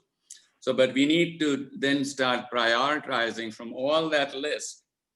So what I was proposing was, as I said earlier in the Homeland Commission, what we do is take all the priorities that are there by various people, put it in a tabulated form, 1 to 20 or whatever they are, and then request each commissioner to rate their personal priority. There are 10. This one really should be number 1 for me, and the other one should be number 2, or number 10 should be number 3. The 10, those are just serial numbers. And then once we get it back electronically, Sarah can tabulate that. Like, for example, 7 people recommended this priority as number 1 for them. So then that becomes a priority we need to talk about in that order, and then the others as presented. So there is some consensus on our discussion of each subject based on what the majority wants to be their priority. So is that for the 3rd BDR, or is that for the list of recommendations due at the end of the year? So the 3rd BDR, and and I can let Sarah speak in details. As I understand, is we have to submit our language. That's why we put our deadline for the second, the last meeting before the BDRs. There is this element of potential to November, which was brought up earlier on. So I don't know how that really impacts. And Sarah was going to do her due diligence to figure out on timelines if we address a third BDR, which say, for example, if hypothetically we collect the priorities between now and the next meeting and give the final decision of the commissioners, even if we start deliberating on that additional priority as potential BDR3, whether we'll be able to even get close to whatever, even if it's 1st November, the logistics of going through the various systems, legal, etc. Well, it seems like in the next meeting, we would have to talk about the third BDR if we were going to put a topic. And I think I'm just requesting that maybe we put something out as simple as increasing access to care. You can always just put it in, and then that's at least we have that in the back pocket. Because I know at least this commission, from what I've heard, there's a lot of discussion around licensure. And I mean, maybe there's other topics that people would want to use the BDR on, but I just think it would be sad to lose a BDR because it seems like there's a lot of passion, and we've had a lot of. We are on the same page, not to lose the job, but in order to do that, so focus at our next meeting, what should be the next most in demand priority. So if Sarah can manage to send the tabulator list of all the priorities, including these were discussed in our previous meetings, or interests, I should say. So we can send it out and people can select this number one priority is this. And if the majority wants, then we can focus our discussion on that priority, which the most wanted there as number one. And maybe consider the bill draft if we have time on that, or language or something. It may be asking a lot of Sarah to put this all together, but at least we can start the process knowing very well that that may not necessarily go through the timeline. We'll find out also. We don't have that information. Thank you, Chair. All right, you're welcome. So moving on, Sarah, did I miss anything else?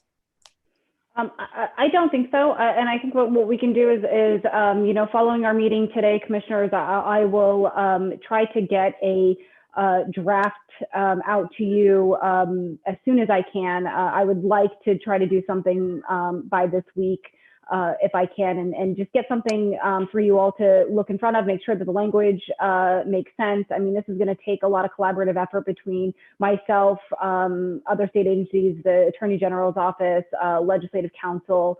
In addition to that, I want to reach out to each one of you who have committed to work on some language with me with both the transparency and the telehealth. So just know that that work is happening. And if you have any additional thoughts or languages or anything that you want included, make sure you connect with me sooner than later. And Dr. Khan, I really appreciate you mentioning that if you don't have any concerns, equally, at least shooting me an email or connecting to Chair Khan and indicating that you don't have anything else that you'd want to add, because I just want to make sure that everybody has the opportunity to be included. I don't want to move forward without knowing that, I've got the majority of you who have indicated what you want or don't want. Okay, thank you, Sarah. So having said that, I think we can move on to our next agenda item, number 8. Chairman Khan. Go ahead, Howard. Sorry, I was going to ask Sarah, possibly when you distribute the drafts of what we discussed in the 2 BDR proposals today, is it possible to do it in a Word format that allows us to comment in the margins about the language? Sure.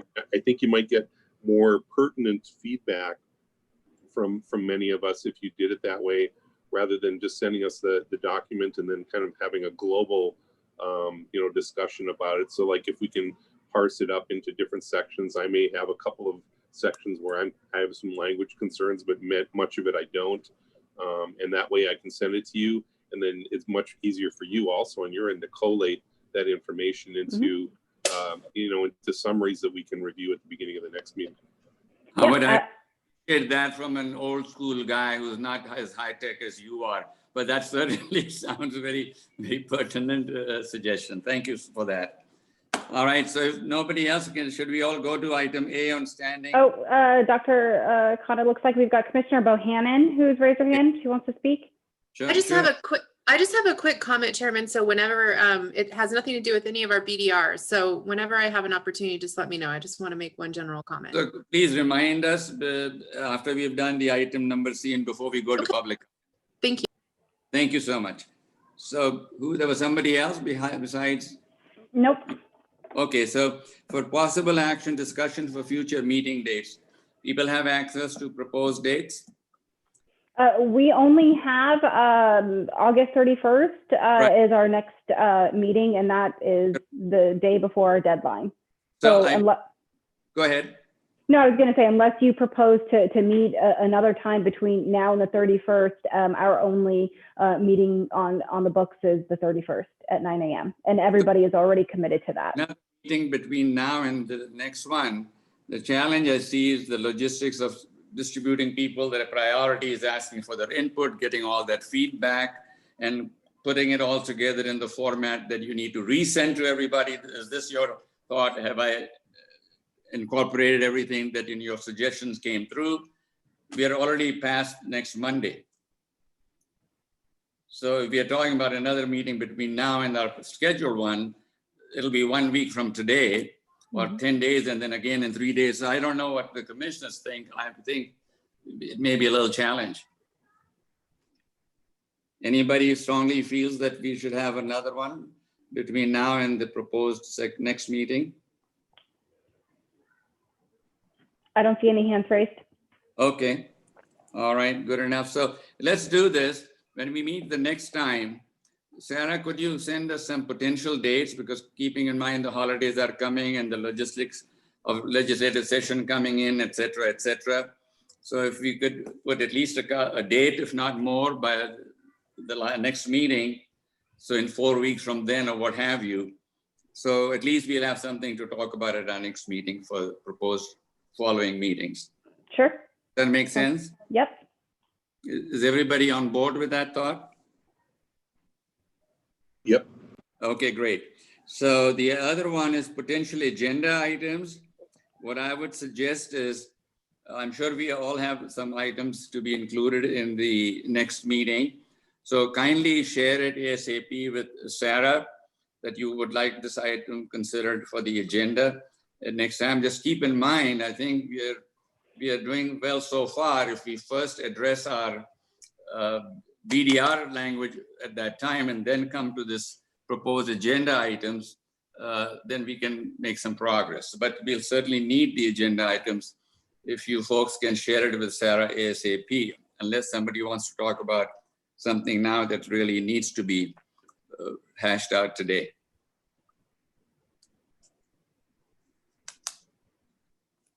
No comments, Sarah? Nope. So let's do that. Please share all agenda items as soon as possible, and we can take it up and Sarah can send it back as a draft based on everybody's input. That makes sense, Sarah? For you? Okay, item C, presentations for future meetings. As you all know, we have held back as much as we can on formal presentations because of our time constraints, but we have encouraged people, if they want to speak in the public comment portion, as we did earlier today, then obviously they are welcome to do that. Does anybody have a strong opinion on that, one way or the other? I don't see any hands raised. Okay, so we'll continue with what we have done. We are down, believe it or not, to our last item, public comment. Do we have any? But hold on 1 second. Chairman, I think Commissioner Bohannon wanted an opportunity to speak, and I think this would be the appropriate time. Oh, that's right. I'm glad you reminded me. Thank you, Sarah. Thank you, Sarah. Thank you, Chairman Khan. I just wanted to state that one of the things I put forth was to for the PPC to recommend that the governor declare racism as a public health crisis. And I just wanted to report to this commission, in case you didn't catch it, that our governor actually proactively already did that. So I just wanted to take a moment on the record to thank our governor for recognizing that racism is a public health threat, not only nationally, but here in the state of Nevada. And that was my only comment. Thank you. Thank you. Anybody has any thoughts? We can quickly wrap that up for today rather than leave it for next meeting. as to some kind of a, for the minutes at least, or people are interested in agreeing with her suggestion for the thanking of the governor. If I hear you correctly, because it helps with the healthcare delivery system for the minorities, and that's why it's relevant to our commission, right? Correct. Okay, We can sorry. make sure it's embedded in our minutes too. I know we do minutes in summary form, but if it pleases the commission and Commissioner Bohannon, I'd be happy to make sure that Leslie incorporates that in our summary of our minutes. That would be great. Great. Any other comments from anybody? If none, so back to our public comment. Anybody in North? Okay, hold on one moment. Let's give an opportunity. So for everybody who's listening or participating, if you can raise your hand now if you'd like to speak during public comment. Those on the phone, I believe it's *9. So let's just give them a moment. Sure.